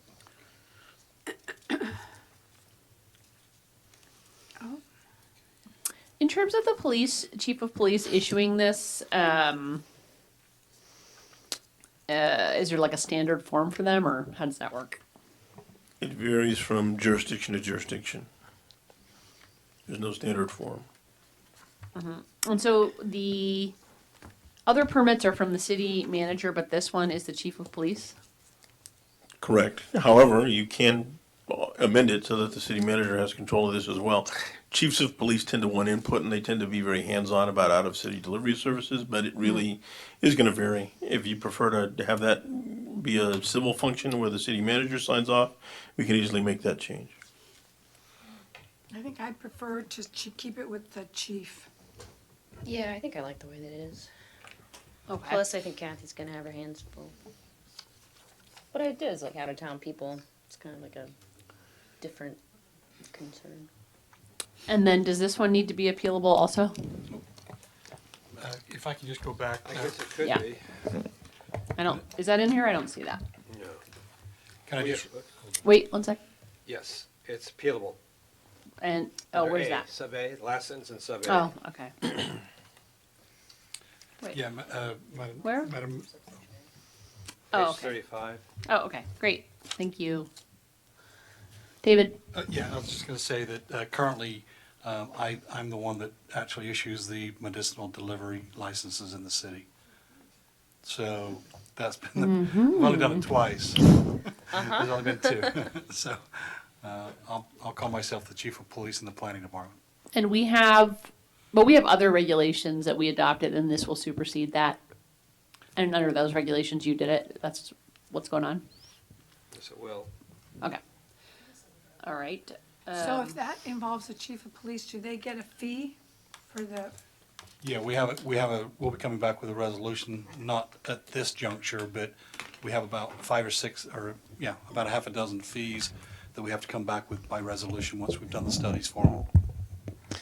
So can I just offer a suggestion on this one? I guess I would recommend that it would be in consultation with the chief of police, but I think, again, there's a level of knowledge of these ordinances that your community development director or planning director or I have versus the chief. So under consultation, and yet maybe it still is kept up more on the civilian side. So something else to think about. That's kind of how we've done it. We've been doing the medicinal so far, and there hasn't been any issue. I'd be fine with that too. I'm fine with that. Anyone else? so I guess I find, except, who would that, do you have to have a background check, Tim, to deliver? I mean, what kind of check would the city do versus a police? Well, every delivery is owned and controlled by a retail establishment somewhere in some other jurisdiction. So background checks have presumably been done on the employees, depending on that business's internal practice. What you would ask for is verification that background checks have been done on the delivery drivers. Oh, that sounds good to me. Right.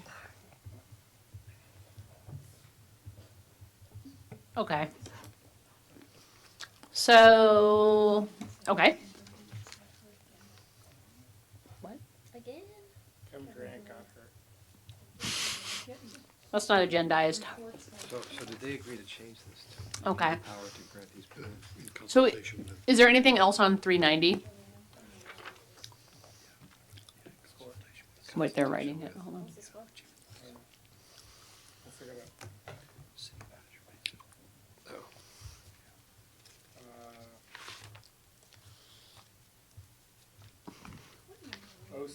We're on page 36, item 400. Warriors 1. Yep, 1 point. I'd like to dedicate this meeting to the Warriors also.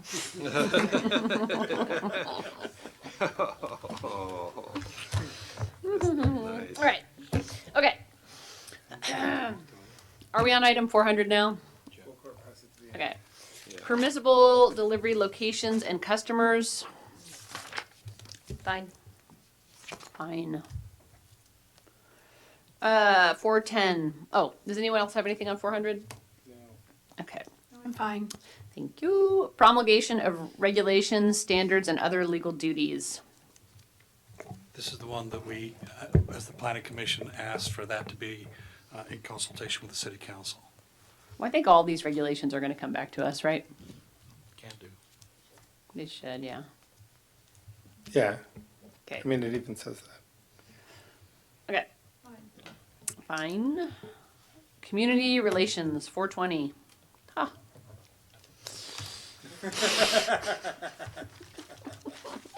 That's why this is so long, just so we could get to that joke? 5-36-420. It should have ended there.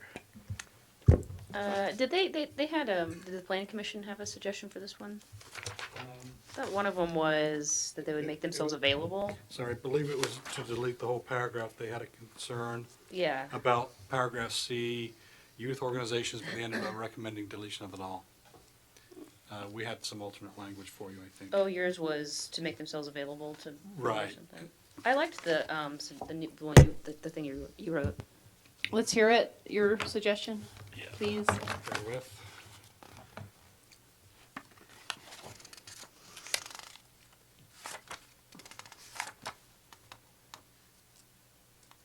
Okay, so this would be 410, paragraph C. It states currently, regulations promulgated by the city manager shall become effective upon the date of publication. New language, after first being approved by the city council. We're on 420. That was 410. I know. So 420, sorry, is B. And so 420A, you would add at the end of the paragraph, the community relations contact shall be available for meetings with the city officials upon their request. Then 420B would be deleted in its entirety with a new piece in there that talks about commercial cannabis businesses to which a commercial cannabis business permit is issued pursuant to this chapter shall provide as part of their exit packaging for all retail products information approved by the city that outlines the risk of cannabis use by youth and that identifies resources available to youth related to drugs and drug use. And that was on the last page, page 18 of attachment 4. I have a similar feeling about that as I do about Logan's pamphlets. Like, I don't think it's a bad thing. I just don't think it should be in the ordinance exactly what the exit package looks like. So approval, it would have to be approved by. That's a regulation for sure. I think there's already a provision for having an emergency contact, which I see as a similar thing, which is the relations person, and I'm not sure that this provision is necessary. We can move that to the regulations. Sure. Yeah, I don't need, yeah, okay. Yeah, move to the regulations. I don't know that we need something that says marijuana is dangerous for children and stuff like that. I think, but I do think that having something about state and local laws. Well, I liked the idea of having the community relations person designated and available. I like and then that. they can just, it's a collaborative thing, not like. I like that. I like the neighbors knowing who the community relations person is. I think that's great. If there's any issues, the neighbors know who it is and that person is responsible to it. I think that having a named person makes that job real and they know that they have to do it, and that the city knows who they are and all that. So I think that that's good. And I think it enforces the kind of collaboration aspect that you're talking about, and it has it continue throughout the time that this license is available. I want to ask Tim, so you just heard what was said with respect to a contact, a business. And so somewhere I heard information pamphlets or something. What's your experience been? Well, Especially some for other children? cities do require, they have regulations in place, whether they're in their actual regulations or in the ordinance, I don't know, but they do require that the businesses provide some informational material to the public in the form of the exit packaging. So that's probably become increasingly common, particularly as the law in this area continues to evolve. And as Councilmember Hundley pointed out, it may change over time. But that's not uncommon, particularly in jurisdictions in Southern California. Okay, so we can do it we can just say there will be a community relations person, and exactly what's going to be in here will be by regulation, not in the form. And I would say if there's any exit package, it's determined by the city manager and the community relations person, and that is, then it can change. I don't know. Yeah, something that leaves that open. Yeah, and everybody knows what I want in there, and there you go. Excellent. 430, fees deemed debt to the city of Sonoma. That seems fine. Okay. Any other comments on 430? No. Okay. 440, permit holder responsible for violations. This one to me, which I don't know if this is common or not, but it just struck me as like really intense. Like whoever owns the permit for any violation. I don't know. Is this common? This kind of thing? Yeah, as a practical matter, the permit holder is going to be responsible for any violations of state law or the ordinance anyway. It does, in a sense, underscore it, but by putting it in the ordinance, and there may be kind of a sort of just an uncomfortable feeling with that.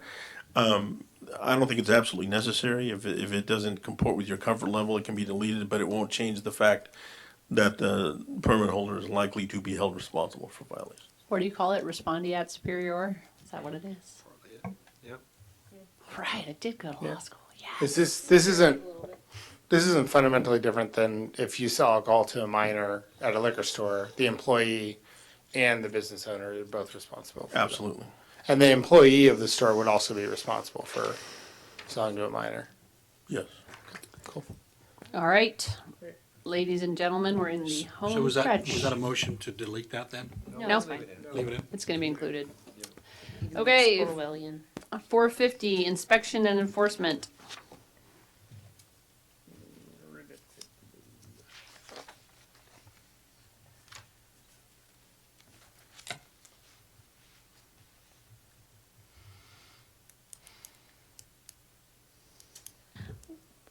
So subsection C of this sort of at any time that Kathy Capriola can come busting into this dispensary and demand their records.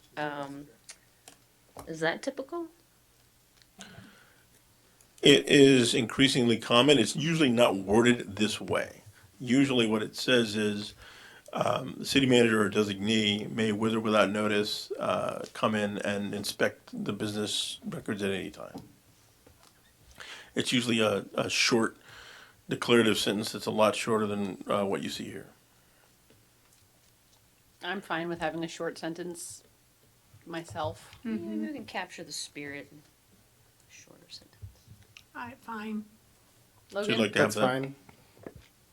David? Okay. An amendment?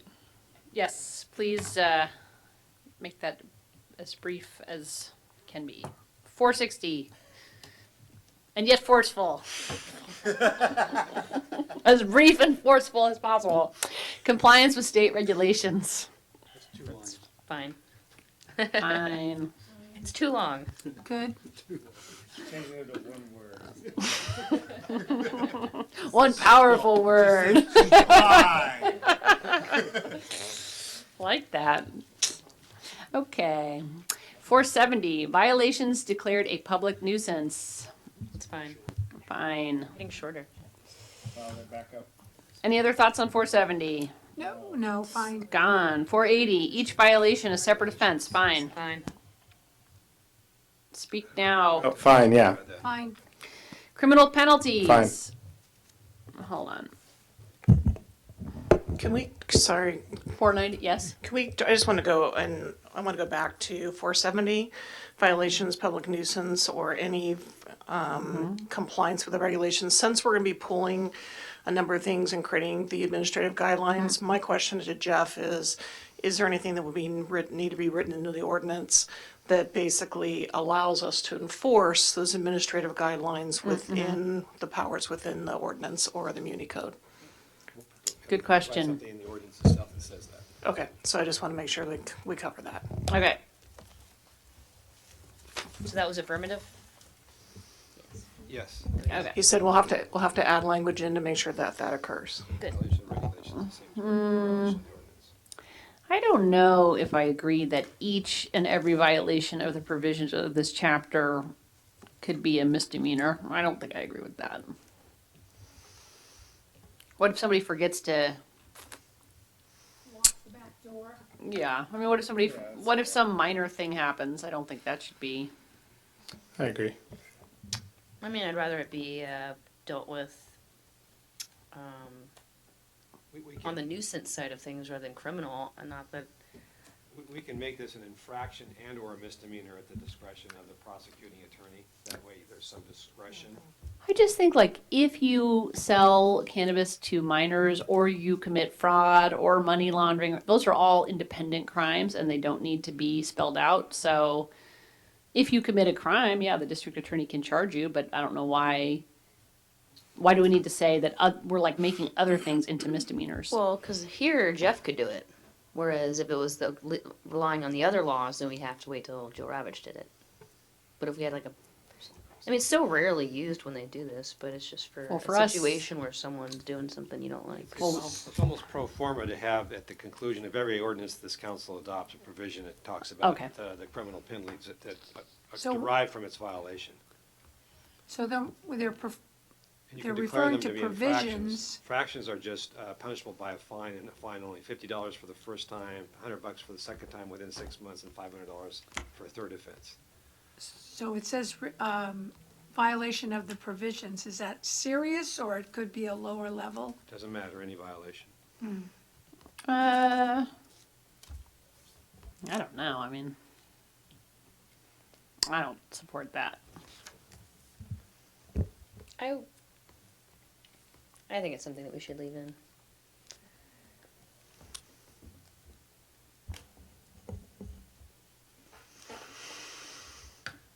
I like the language that Jeff said about infractions, misdemeanor, depending on the prosecuting attorney.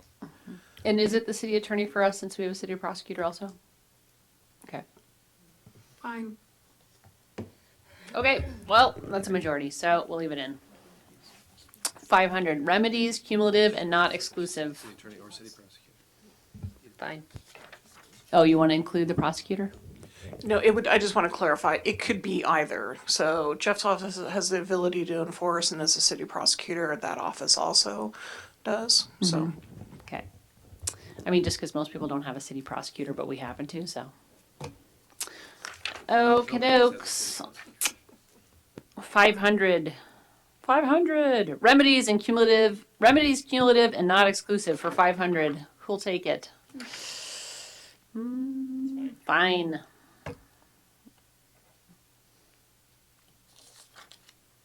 Oh my goodness. Could that be the end of this ordinance? Hallelujah. Okay. Well. Can we reread it? Let's talk about So I the think, number of businesses, because that's going to affect what your zoning code says. I think what would be helpful probably is if we can, in the next couple days, send some notes to the city council about what items are flagged, and then if somebody thinks something is missing, we can let you know. Or I propose not reviewing it all at this moment. But if I'm wrong, tell me now, and we'll do it. Would you just like the sections that were changed when we send that in a couple of days, or you want the actual content? I would like the section. I personally think that you could send a note that just set an email that says, summary. These are the following sections that are going to be changed. Since we're all present, we can more or less remember what they were.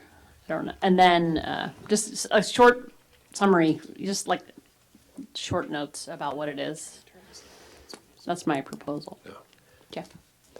Could I ask you also to address the issue of, is it one business or four? Because that will have an impact not only on this code, but also on the matter that's coming before you next Monday. Are you saying we're doing all the 4 types? Yeah, right now we're moving down the road with all 4 types. If there's a desire on the council just to limit it right now to one business, the storefront retail, then we need to know that tonight. I think, what would be haven't we gone through everything? Or have we gone through everything? We're here. You have. Yeah, so I would say 4 then. Let's not do it twice. All right. Personally, I don't know. Yeah. Yeah. We can still roll them out at the application periods at different times. And the that's regulations could come at different times too. Yeah. Yeah, Okay. I'm sorry, I'm lost. It's like Kathy and I met this morning, and she made a point, which was you can pass all 4 and have the availability to all 4. The ordinance allows us to not even put a dispensary in place. We get to choose now. They're permissible, but we have to open that up. I'm probably using the wrong words, but they're conditionally permissible, but we have to open that process up and allow them to go. So we can. We had, Madeline, we had talked about storefront, non-storefront, manufacturing, and testing. And originally I said maybe we should just only focus on one of those. And so the question was, are we talking about all 4 now or just the storefront delivery? For storefront, I think. And I said since we don't have any additional work to do, we might as well do all 4. But that was the question Jeff was asking. What was your preference, to do part of it or all of it, I guess?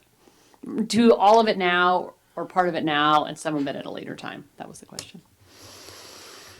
I think staff's preference would be, you got through it, we've got direction, and coming back to do it again almost creates double work at this point. Yeah. So, and I do think because you've pulled out a lot of the operating parameters, when we're coming back with administrative regulations, we're gonna come back with dispensary administrative regulations and that piece first. And then we'll do the others separately.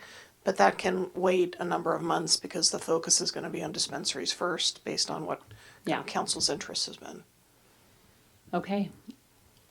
Anything else for this item? No, the only other piece I want to look to Jeff and David a little bit about is I want to make sure we're all clear on what's going to come back potentially for next Monday. What's that? Zoning code. I don't think we'll have this coming back to you unless Tim can pull something together the next 2 days, because you need to have it. If you want to have right, it this has to be ordinance noticed. by next Monday, you need to have the draft this Wednesday in 24 hours.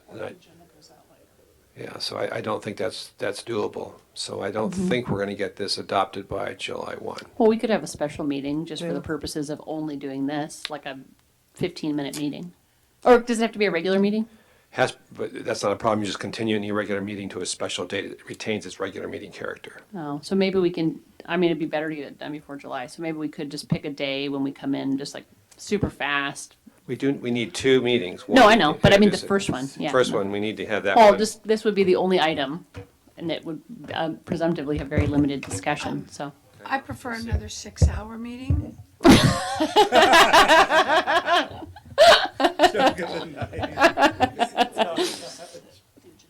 Madeline wins. Well, Saying- isn't, All right. this is the one that had the,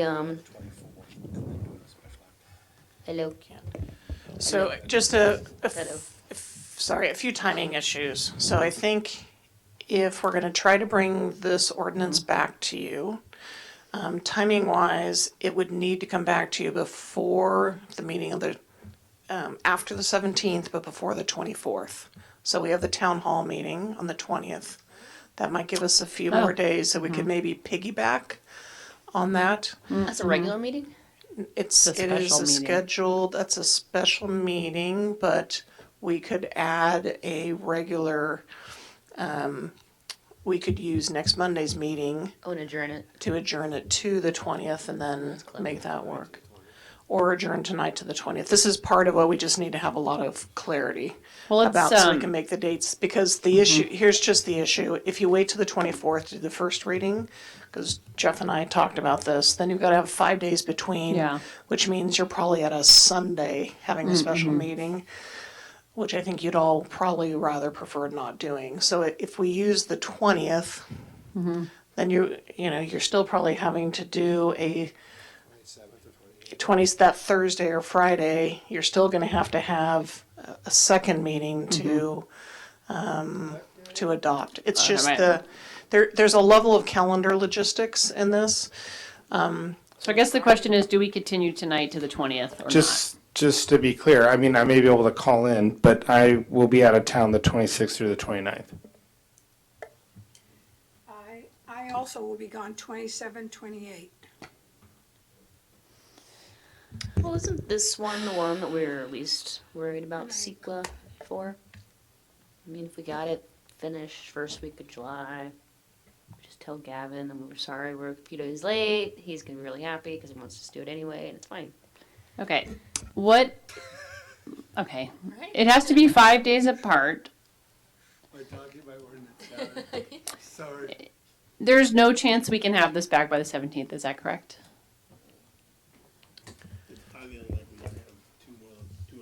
Two other ordinances I've got to complete in the next 4 days. I mean, because really, the super majority of things we're doing are taking things away. And we're not really adding. Spoken like Yes, a... but I have been asked to research the regulatory structures of other jurisdictions in the Not county. for the purposes of the ordinance, that's for the purposes of the regulations, really. I mean, honestly, of the things that we changed, most of them were saying that we'll put it off for another day. I think the one that I can remember asking about was about the things that would disqualify somebody from applying. That was the one. But didn't we change that to say that it won't be being denied on a prior? Yeah, we took off a couple things. I think that's all we did, though. And so, like, to the extent that you can accommodate us so that we don't have to start this process over with CEQA, I think really this vast majority of this will be done later. I would want to reserve judgment on that until I actually begin the work, because very often it is much more time consuming once you get into the guts of it and start trying to change the document. So I will make best efforts, and I can update David as soon as possible. Okay, we really need you to do it, though. It'd be really That's great understood. if it happened. I am asking you very strongly that the way will work out the best for us as the city who values your time is if it can be done by next week. Mayor Harrington, one other Message thing. received. One thing, we have been working really hard to have the agendas go out the Wednesday before. In terms of giving additional time, the main items you have on the agenda are the land use ordinance for cannabis, this regulatory ordinance. The goal was to see it again in the budget. So you've spent 3 hours on the regulatory ordinance today. The land use ordinance is more, I think it's thinner, more straightforward, much easier. You spent 5.5 hours on the budget, so you've seen a chunk of that. I guess my point is we could push we can even put the agenda out on Friday, still make the legally determined deadline. That might give us a little more time so that potentially we're not scrambling on the back end when we may lose 2 council members. So my suggestion would be, if council, again, that's fine. If we could potentially have it go out Friday, maybe that gives us enough runway to get it done. Great. Yes. Okay, so then we're not going to continue this meeting to the 20th because we're going to try our best to keep our current schedule. So let me just, for belts and suspenders, right now, Jeff, does it make sense to go ahead and extend, continue this meeting to the 17th, and then even potentially put something on. If we can't get here, then what we do is it goes on the 17th, and we would put something on the 17th to make the 20th a regular meeting. Oh, the 17th is a special meeting? 17th is a regular meeting, Oh. but the 20th is a special, I believe. So, again, We wouldn't have to make that call until the 17th. Right. June 20th, we have a housing town hall as so well. we could still continue. it's a So as meeting. long as we have both these on for the 17th, it could be continued to make the 17th a regular, yes? Make the 20th a regular, sorry. Okay, I just want to make sure, there's a number of legal hoops that we've got to make sure that we can. As long as the 17th is the regular, which I believe it is. It's the 17th is a regular meeting. So we're not continuing this, or we are? No, you don't have to. Okay, great. Okay. I want to say that for something that nobody wanted to start, I thought this went exceptionally well. Thank you so much, everyone. Yay, team. It For wasn't real. as bad as I thought it would be. Actually, it wasn't. No, for Thank real, it you. wasn't. Can we wait till we, just 1 second?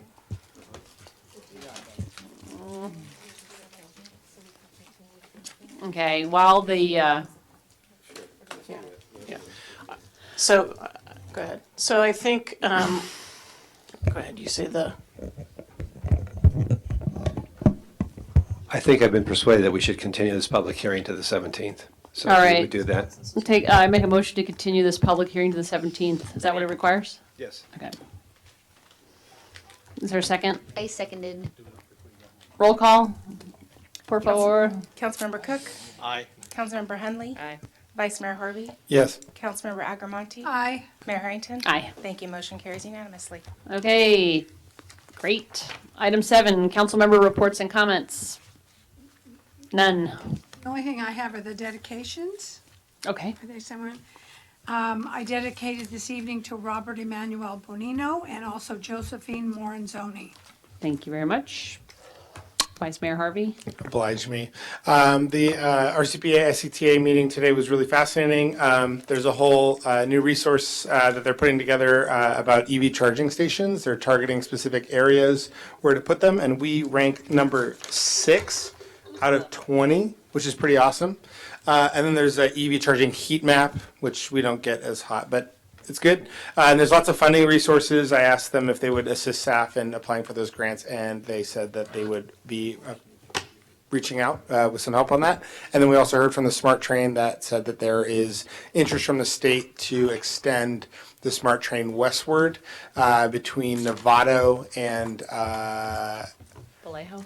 no, which is surprising. Citrus Heights. No, basically, no. What's it called? Fairfield area. What's that area called? Fairfield? Yeah, Fairfield, basically. Where? Yeah, east. I'm very tired. East. Basically, would come and it would stop in Napa, and it would stop in Shelville, and then it would stop out there. Okay. Sassoon City. Yes. Beautiful. Before Cloverdale? No, Cloverdale's first. Yeah, Cloverdale's first. They will go north first. Okay. That was discussed a lot. Thank you. Anyone else? City manager? Thank you. City attorney? Adjourned. Beautiful.